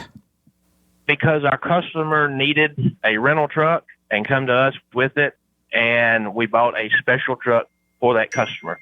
But it went back, that's how he was able to grow, is because we have one particular customer, and when they need something, we get it Rental done. trucks are a horrible idea. Horrible idea. All the money, all the profit from the truck you just gave to the rental company. But this rental truck was paid for when we bought it. Well, wait a minute. Wait. I'm confused. Are you renting this truck or did you buy it? No, we bought it. No. I'm sorry. Let me You said clear we have that. a rental truck. The company yes, we own the truck, and the company that we're leased on to rents the truck from us. For how much? Get to explain that situation to me. Who drives it? They have a driver that drives it. It never. It's kind of like a yard truck. It's a dump truck that never leaves the plant. They pay for the maintenance, the upkeep, the fuel, the driver, and they pay $600 a week to rent that truck. So that's free and clear profit. That's free and clear profit. So just off some rough numbers, it seems to me like the owner of this business is pocketing about $2,500 to $3,000 a week in profit and then complaining he can't afford good drivers. That might be part of the issue. So I have a saying. Pigs get fat and hogs get slaughtered. He's being a hog. Share the profit. I will talk to him about that. Those numbers to me sound horrible. It sounds like he's living really, really well and then wondering why he can't keep drivers. If these contracts are that profitable, then pay somebody what they're worth and get better drivers.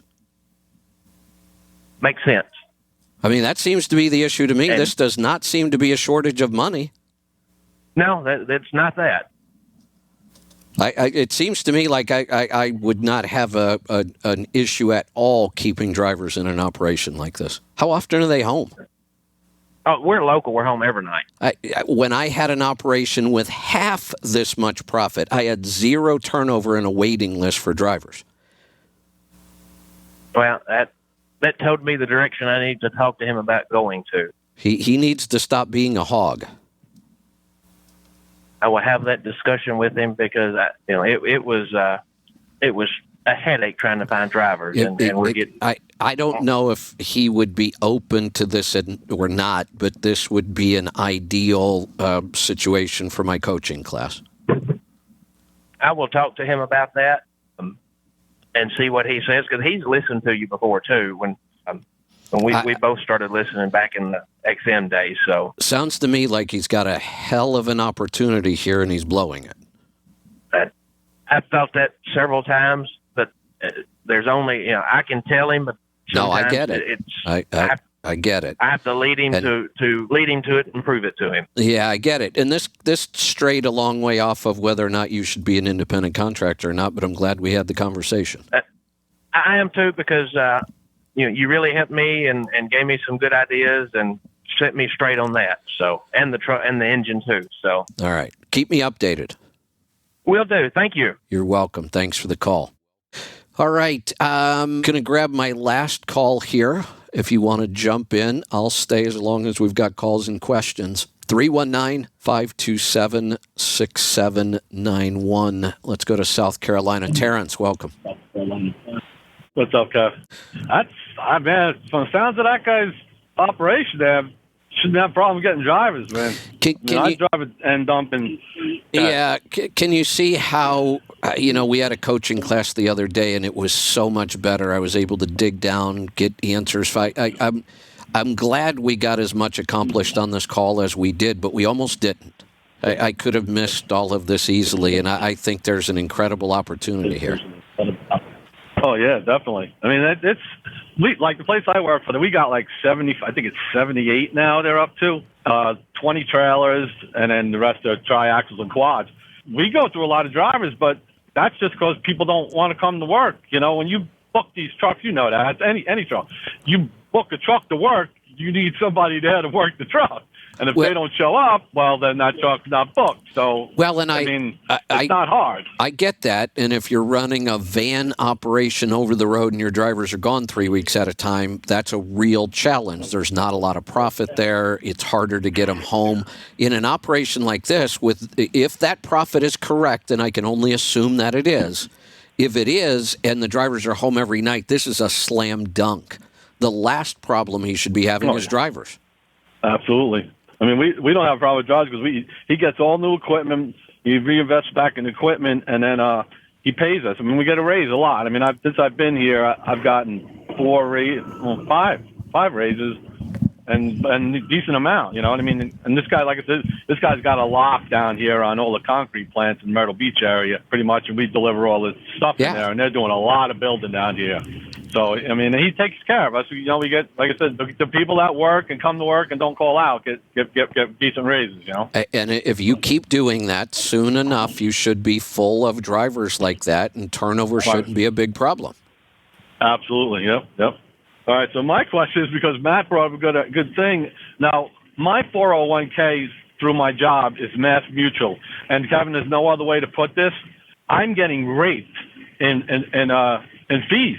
Like, there's like 50, this is what I do because I'm able to do it. I'm going to have to change this. As I put 33% of my thing into my 401k. The company matches 4%. Okay. So, but I'm getting dinged for like every month, almost $50-something. So here's fees. Here's my recommendation on employer plans. So how much do you have to put in to get the full 4% match? I got to match them, and that's what I was thinking, just matching it. Just match them. That stuff, because I opened up a bank, just match. And then because I opened up I opened up one of them Vanguards.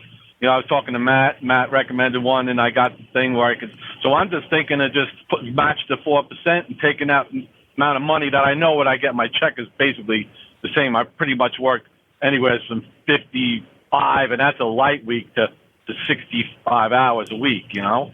So, I mean, I know my checks are pretty much the same, you know? So I could just take that money that I was throwing in, you know, into the 401k and then just put it into my individual account. That's always my recommendation. Okay. The employer plans are always horrible as far as what choices you have. They're really restrictive. Their funds usually aren't very good, and their fees are high.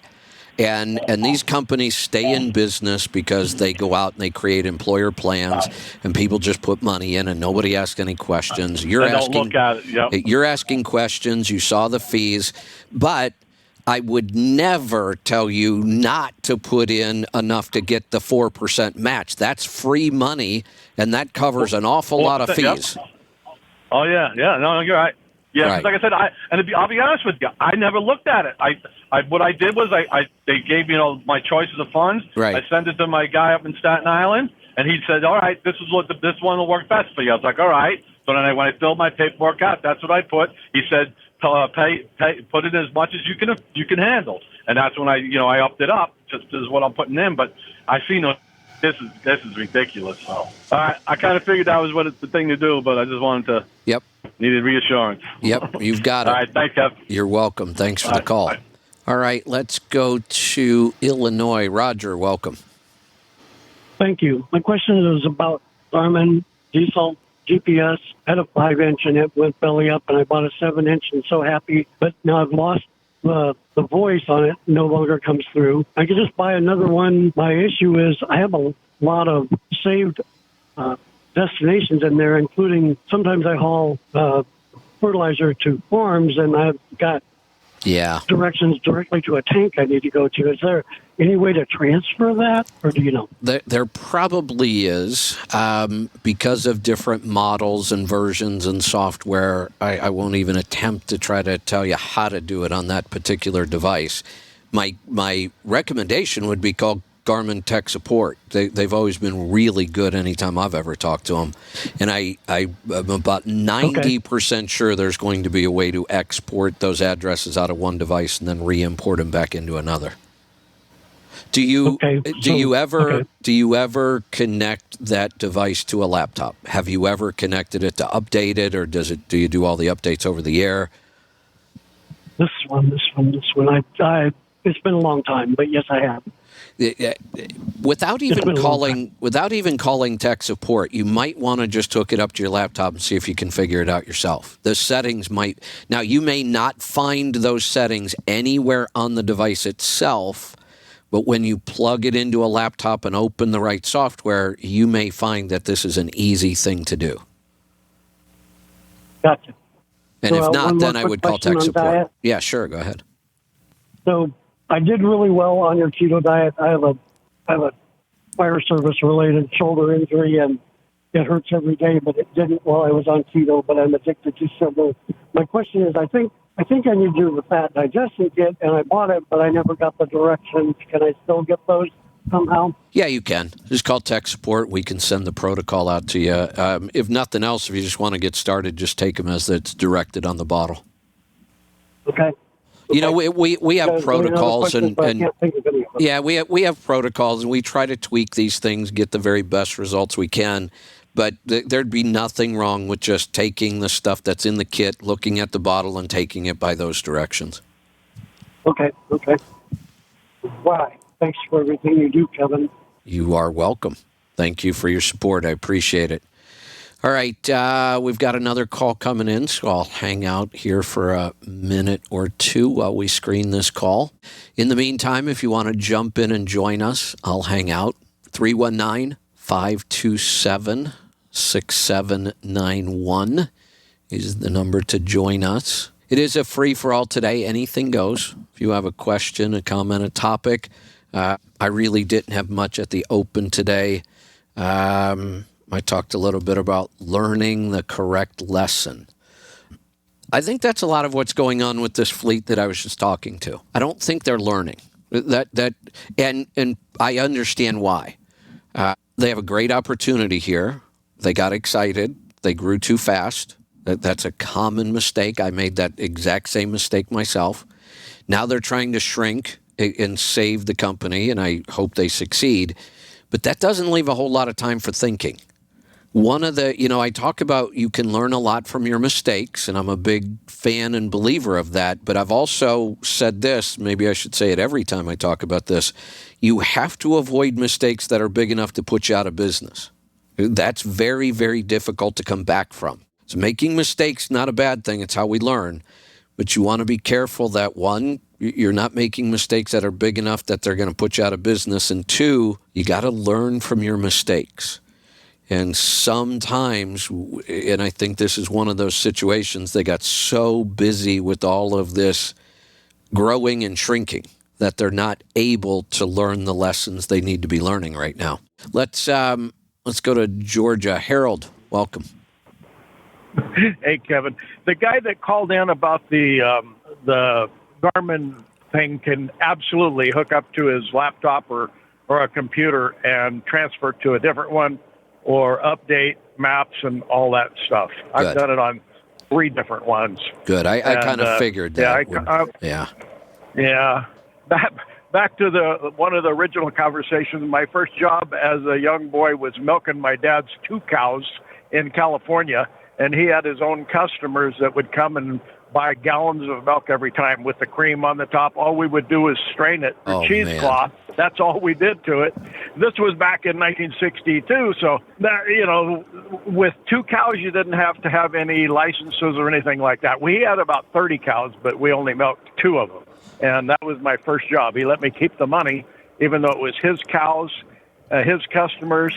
I mean, we lived in a small town, so we knew everybody. But my first entrepreneurial deal of the feeling of I was making my own money, There you go. Hey, let me, because a lot of people are just going to think, oh, come on, milk is milk. No, this is one of those products that the quality and the source absolutely matters. I've even backed off a little bit on the grass-fed meat and pastured chickens and that kind of stuff. If you can't afford it, eat the regular stuff. It's still better. Dairy, though, if you can't afford the best dairy, I would probably tell most people to eliminate it. And the difference between, here would be ideal. ideal for me if I could get organic, grass-fed, raw A2 milk from the farm. That, to me, is almost a superfood. The stuff you buy in the grocery store is almost toxic at some point. The quality becomes so poor. I got to where I didn't. My mom would make our own butter, and I did not like butter when I was a kid. I don't know why, but I love it now. Oh, yeah, me too. I'm unsure. But on the tracking devices, I haul private cars for people that are moving, and many times they'll put the little air tags in the cars.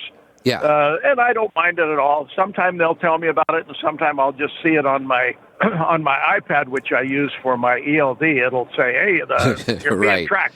That's right. But I'm calling them, every few days and sending them pictures. I'm letting them know where I am anyway. But it just, I don't mind. And a car is a pretty big piece of stuff. Yeah, you're not kidding. You're not kidding. But yeah. Here's you're having a good trip, though. Yeah, for the most part, it's been a good trip. Yesterday was a little frustrating. I really didn't want to work on the plumbing yesterday. I actually wanted to hire somebody to do it. And I was talking to the people at the RV place here that I'm staying the other day, and I said, "Hey, do you know any good mobile guys?" And they handed me his card and said, "Yeah, call this guy." So yesterday, I went back up there again, and I said, "Hey, do you have any other mobile guys? I'm going to start calling, and just in case this guy's busy or whatever." There, no, just call him. He's the best around. And I said, well, I get that, but if he's that good, he's probably busy, and I'm on a time crunch. So is there a plan B here? No, just call him. I'm like, all right. So I call the guy, and he immediately says, "What's the problem?" And I said, "Well, my macerator pump went out, and when I took the panel off to see if I could figure out why, I also discovered I have a leak in the black tank." Well, I don't work on black tanks ever, no matter what. I'm like, all right, I'll deal with the leak. Yeah. And I'm like, all right, I'll deal with the leak in the black tank then, because I've already got the panel off, and I can fix that myself, so I'll just do that. And then he starts in telling me how to fix the pump. And he's like, "Well, you got to make sure you've got, it's probably just a breaker." And I said, "No, that's not on a breaker. It's on a fuse." I checked the fuse, and I did find a problem. The fuse is okay, but I realized somebody put a 25 amp fuse in, and it's only supposed to be 20. I said, "It's possible I just burn up the motor." He says, "Well, you got to get to the motor and check the power." And I'm like, "Look, I know how to fix this. I don't want to. I want you to come and fix it, and I'm willing to pay you. So I don't need a lesson on how to fix it. I want you to come fix. Well, yeah, I can't get out there at all today, and I might be able to make it out late tomorrow, but then I'm going to have to get part." So I said, "Look, thanks for your help. I'll just do it myself." It's just getting so difficult to get anybody to work anymore. Yes, it is. Yeah, we've shrunk from 9 trucks down to just me and my little dog now. Yeah. So it was a slow process. We had guys for 29 years. Luckily, the same guys. Yeah. For all those years, and one by one, a couple of them are dead now, and some others went and did some other things. But yeah, I was listening to that guy's problems when you were talking to him, and yeah, they need to pay more money. They need to set up a 401k and a health insurance and all kinds of things to attract good drivers. With that kind of profit, you can afford to. Absolutely. Yeah, you have to do it. Otherwise, he's not going to have a business he's not going to be able to service his customers unless he gets the right people in there. And that's why we were able to keep our guys for so long. You got to put the golden handcuffs on them. Yeah. Well, had this been a case of, dry vans and, irregular route, over-the-road stuff, I would say you've got a big, big challenge right now. It's not easy to run a company like that right now. But this opportunity sounds like a pretty incredible opportunity, and if they're not careful, they're going to blow it. Yes, exactly. No matter if they do have a 20-year contract. They can always cancel it for non-performance, probably. When I heard they added that many trucks, and then I heard they did it in 3 months, I'm not even sure how you do that. It's pretty tough. We went from 1 to 4 in a week, and that was that's a challenge too. That was a lot. That was after listening to Anthony Robbins' 30-day program for financial success. I listened to that 30-day program in 4 days. And you Monday I had 1 truck, and Friday I had bought two used ones and ordered a new one. Tony can be kind of motivating sometimes. Oh, absolutely. It changed my life. And Yeah. I so enjoy listening to you. I know we've kind of had the same journey and through Anthony Robbins at different times in our life and listening to talk radio and books all the time. And, Yeah. I wouldn't have it any other way, though. I mean, right now it's in the, I got to admit I'm towards the end of the runway here at 74, so I got. But it sounds like a good I'm run. Enjoying it every That's single right. day. That's right. It's been good. It's been good. Yeah, it's been great, and you've been a big part of it. And I miss you in 07 when you were at the truck show there in Las Vegas. You left a day early, and I wanted to meet you then, but never have been able to do it. That's pretty unusual for me to leave a truck show early. I don't remember that. You know what? That would have been. It was a third. I think it was 07. No. It was before that. 'Cause Okay. I was in a. Yeah. The Las Vegas I Truck can't Show remember. in 07 was actually unique. I do remember it for one thing. That was the first time I met Bruce Mallinson in person. It had to have been before that because Rob Boydston was there with a pink Volvo truck loaded with pink Volvos inside the show. Huh. I met him there that day. Yeah. But I think it was a Thursday, Friday, and Saturday. Maybe it must have. When did you start on XM Radio? I got my own show in April of 07. Well, then it had to be 07. Yeah, April because of the show 07. was probably in August. Within the Probably first in August, I guess, maybe. Within the first 2 months of being on the air, Bruce called me on the air the first time. That was the first time we ever spoke to wasn't the first time we ever spoke to each other. I called him once at Pittsburgh Power, but he wouldn't have remembered me. So that was the first time he was ever on the air. Then he became a regular, and then the truck show was either July. I think Las Vegas used to be in July. So that was the first time I met him in person, was at that show. Okay. Yeah, I think the show went Thursday to Saturday, and you had left Saturday morning. Now that I think about it, that's highly possible because Lisa and I had a big ATV trip planned in Utah. So we may have left early for that. Yeah, I did never hear an explanation why, but that was the closest I got to you, I think. Yeah. But yeah, well, it's been you've been so helpful over all these years. We went from frozen food distribution into car hauling in '98, and then I stumbled onto you, and you've saved me. Just Good. Last year, my savings on the fuel alone was $11,000 on one truck. Incredible. On the Nastic. Yeah, incredible. And that doesn't include slowing down. Right. Right. Yeah, that's awesome. It saved me hundreds of thousands of dollars, and I appreciate it. You're welcome. Thanks for all the support. I appreciate it. I still think you've got a good run in you. I'm pretty sure of it. Let's, okay, we've got one more call in the screening room right now. I'm going to grab that here in just a second. Oh, it looks like I can grab it right now. Let's go to Dylan in New York. Dylan, welcome. Hey, Kevin. Thanks for taking my call. This is kind of a follow-up. I called. I spoke to you. It was on a Friday, maybe 3-4 weeks ago. You were there. I was calling for your opinion on a 98 9400. Had like 800,000 miles on it. And so I just want to follow up. Because it was towards the end of the show, and the price was coming in at 10,000, and you and I forget the other guy, Joel, I think, were just like, hang up the phone right now and go buy this thing. Because it was such a good deal. I remember. Yeah. Yep. So I ended up at 8,500 with the guy, nice guy, and he did a few other things at the deal. He brought it in his shop and, replaced some, a couple of parts for me and stuff. So okay. So I'm just looking to see, more or less if there's anything else that, you might do to this thing just to get it I guess, ready to go. I mean, the guy said he would change the oil, but I've also heard you say, I wouldn't bother unless the oil sample tells you to. Yes. Uh-oh. Dylan, are you there? I thought I lost you for a second. No, I'm here. Okay. So maybe was there a question about the oil sample? No. I think I've heard you say that you wouldn't change oil unless you do an oil sample, because the truck, as you recall, sat for a year or so. But he said I would change the oil. I would, do a bunch of maintenance stuff to it. In a case like this, I might change the oil. I mean, just to get a good fresh start.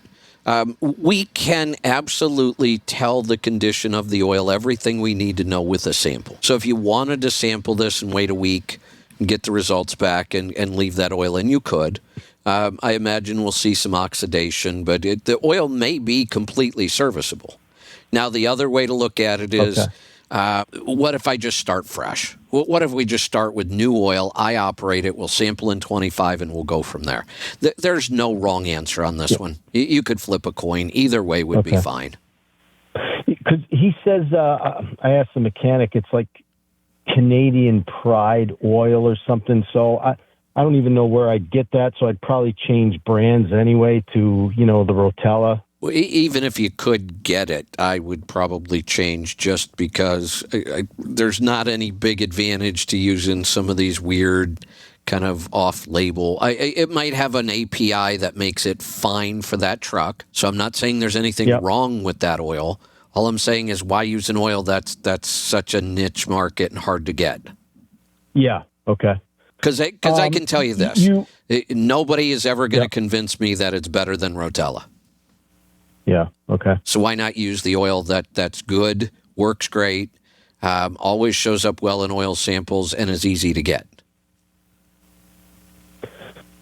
So we had spoke briefly. So I put the catalyst in there. I was going to get a FAS and the fleet air filters, like you say, all that type of stuff. The oil bypass, right? Right. Mostly all that stuff. I mean, that's the basic stuff that you would do. Yeah, nothing. Well, I do everything that we've proven works that I could do. I mean, there's a pretty long list. Remind me again, what year is this truck? It's a 98. So on a 98, it's got almost everything we've ever talked about you can do. You could tune it. Okay. You could do a manifold. You could do a fleet air filter. You could do a high-flow exhaust system. You could do a flow below. You could do air tabs. We can do a FAS or an air dog. We could do the OPS. We could switch to synthetic. I'm probably missing a couple things, but that was those years, late 90s, early 2000s, before emissions. Those are the trucks we proved all of this stuff on. Some of the newer modern trucks, they don't need these things anymore. But in that year of truck, boy, there's a whole list of things we can do. Yeah, I remember you saying you would consider tuning it to around 500, but was it Joel said don't go crazy because of the transmission? Or he may have said that. I don't. I would have no problem if I thought it was right tuning it to 700. The transmission wouldn't bother me. Okay. Those limits that they put on the transmission of torque and that, there's a huge fudge factor in there. We have pushed differentials and transmissions way past their stated limits, and with a good driver, I never see that as a problem. But I'm not recommending that. I think the reason I recommended 5 to 550 is that seems to be the sweet spot. More horsepower than that doesn't seem to make the engine more efficient, and it makes it a little more difficult to drive.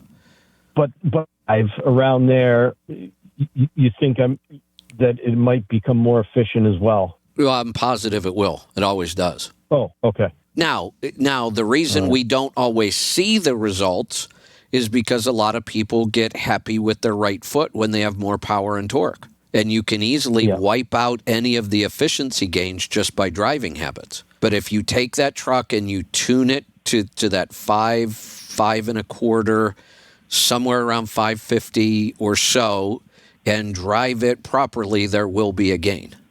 And especially if you tell Leroy or whoever's tuning it, you want efficiency.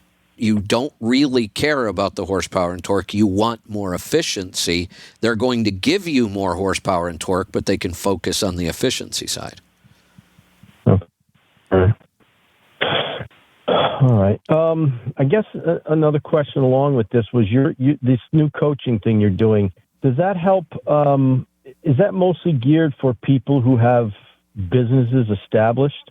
No, it is geared for anybody that wants any kind of business or financial or health advice. Because really, we've combined all of the coaching. We do a health coaching event one week. We do a business and financial the next week. But we do a coaching event every week. And when you sign up for any of them, you're eligible for all of them. And there are really no requirements, or if somebody said, honestly, if somebody wanted to join the group coaching and they said, I'm not even in the trucking industry yet, but I want to be, well, then join the club because I'll make you as successful as you could possibly be. Now, if somebody said, I've been doing this for 40 years and I'm still struggling with one truck and I'm worried I'm not going to make it through this recession, well, then I'd want them in the program too.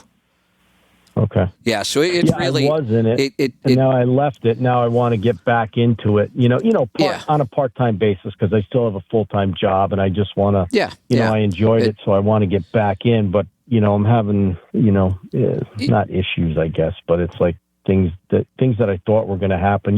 Through your book, your program, I have your Holding the Steering Wheel program.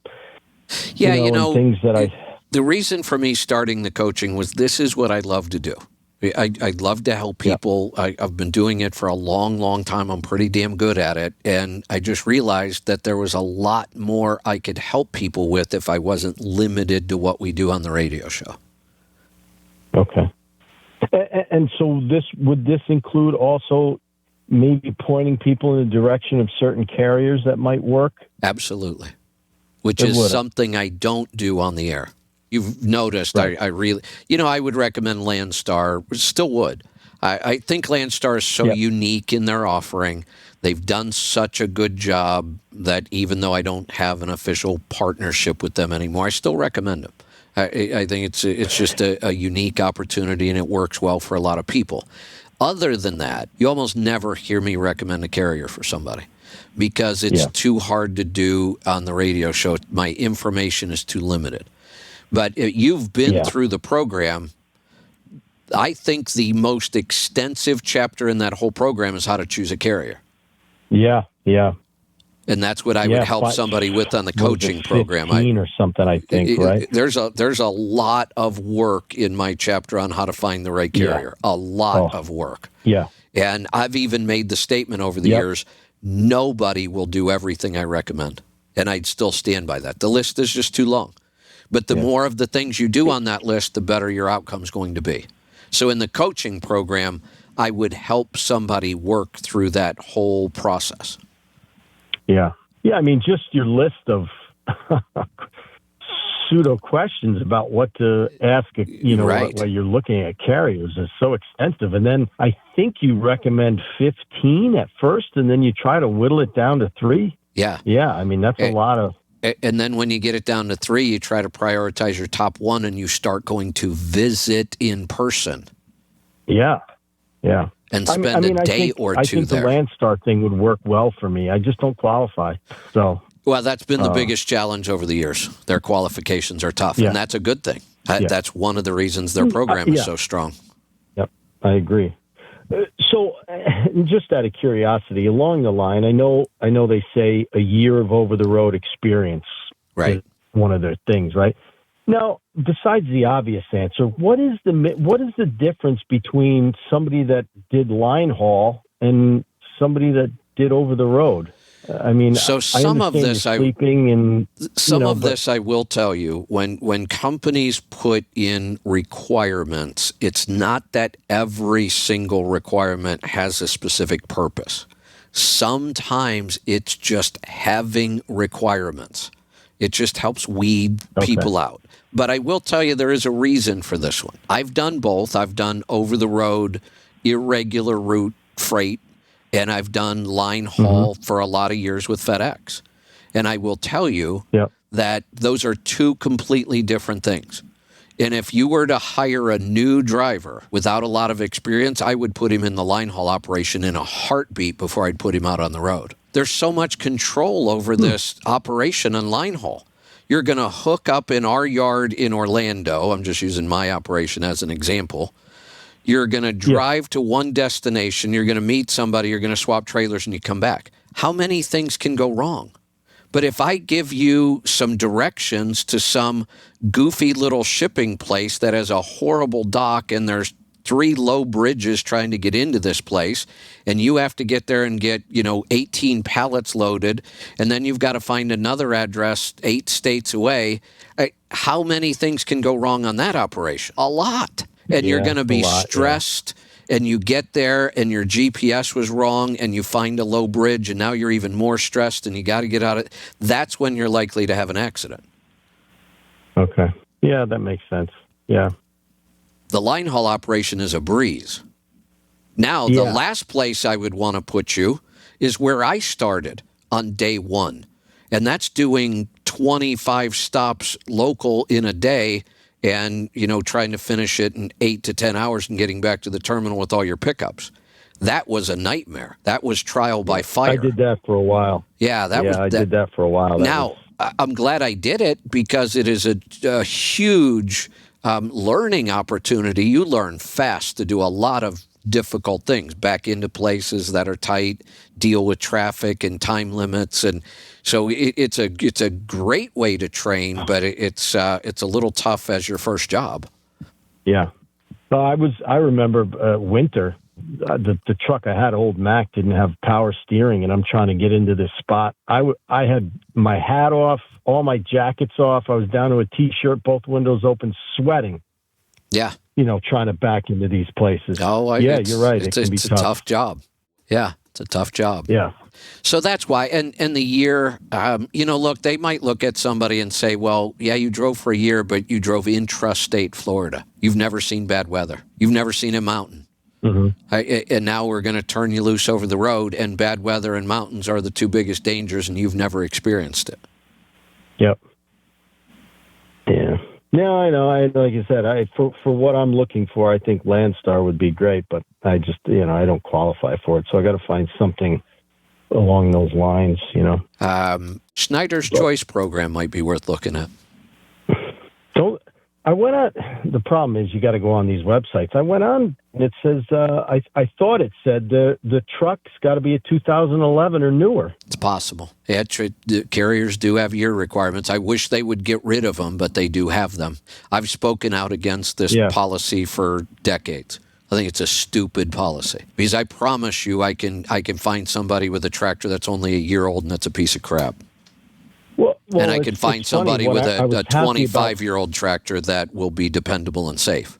The year of the tractor has nothing to do with anything when it comes to dependability and safety.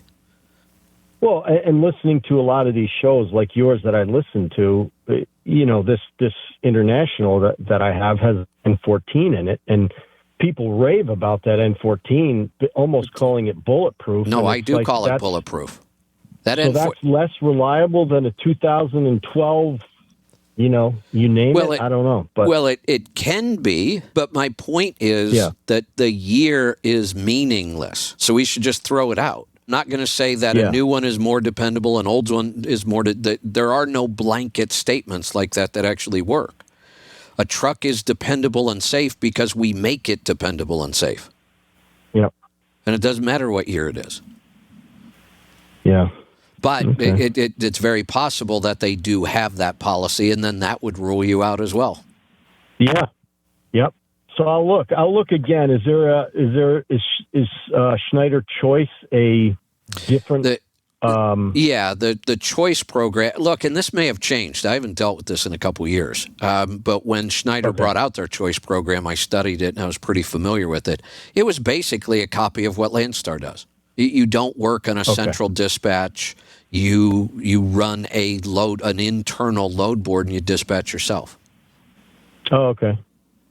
All right. Yeah, I'll take a look for that. That's awesome. Thanks. Yeah, I gotta find places like that, and now there is one other option. There's an Amazon near me, and there's a FedEx near me, but Amazon's kind of a tough way to go. I haven't been very impressed with Amazon, and you have to remember Amazon's their approach to everything is cut cost. Yeah, and that means they're cutting cost in transportation. Either, so. Not to say you can't make money, but I haven't been really impressed with it. When do you plan on pulling the trigger on this? When do you want to be out on the road pulling freight? Well, on a part-time schedule, because like I said, I still have a full-time job. I would do it now.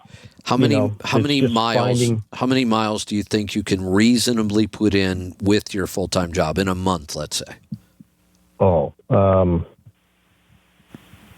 I don't know, a few thousand, I would say. 3,000? I mean, yeah, I would say, yeah. Yeah, probably not enough. 400 miles each way, that type of thing, and then, one of the other possibilities, but established. Yeah, but your insurance is going to be the tough one here. If you could find an insurance company that would write a policy based on the limited number of miles, and there are some out there, and you could get a reasonable insurance rate, one of the other options is just get your authority.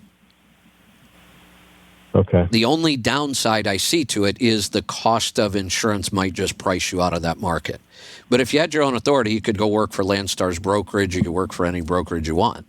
You'd go find some customer direct freight. It's not easy, but it's possible. Yep. Since this isn't, your only source of income, this is kind of an add-on. If you could figure out the insurance part of this, and like I said, I would look for companies that do a pay-by-mile insurance. Okay. And that at least gives you one more possibility. Now, I think I stepped over you after you were talking about Schneider Choice. You were going to bring up another getting your own authority. Oh, okay. Getting your own authority. But and then I realized I remembered that you were limited on how much you were going to work, and insurance will be the issue there. If you can overcome the insurance thing, that may be a good option for you. Yeah, the cost of the insurance, I might not be able to make enough to even cover it, right? Is that what you're saying, or not enough to even bother? Correct, because in most cases, insurance is a fixed cost. You're going to call somebody and they're going to go, okay, one truck with your driving record in your state, insurance is $22,000 a year. Well, you can't afford that. On 36,000 miles, there's no way. But there are insurance programs out there that charge based on the mileage you're going to drive. And if you could find one and we can get those premiums down enough, then it may be an option. Okay. Yeah. More work to do. More work to do. And then this would be a great case for the coaching program as well. Yes, I'm pushing the coaching program because it's a great program. And it's really going to help a lot of people, and I enjoy doing it. So you should join. If you have any kind of business issues, you want to grow, you want to survive, you want to get healthier, you want to plan for your retirement, you want to budget your money better, anything. I mean, really, it is just it's a coaching program. I would help anybody with anything that I have some, good information on. Somebody wanted some help in investing in real estate. I've been doing that long enough now. I could give good advice on that as well. So the coaching program is pretty much wide open. Ask me anything you want. If I don't know, I'll just tell you I don't know. If I have some advice, I'll give you some advice. All right, we're going to wrap this up. I need to get on with my day. Great show. I don't believe we had I probably shouldn't say this. I did this on Thursday. I bragged about how well the show went, and then Friday was a dumpster fire. But I'm going to do it. I'm going to brag today that I think this one went off pretty flawlessly. I don't think we had any audio issues, no technical issues. Most of the calls are pretty clear. Maybe we're on the right track with this for now. We will see you back here tomorrow for the Power Hour. We have a short week on the show this week. Friday, I will be in the NASTIC New Entrant Survival Training course, and I know I've got several listeners that are going to be there. I'm looking forward to meeting you guys. A couple people I know, a couple people I haven't met yet. So there will not be a show on Friday. Not sure what's going to happen on Thursday yet. We'll see. We might have to play that one by ear. A lot of it will depend on how the rest of my week goes. So I'm going to get out of here and go get some things done. We'll see you back here tomorrow. Be safe, be profitable, be fit and healthy. Always do the hard work and master the journey.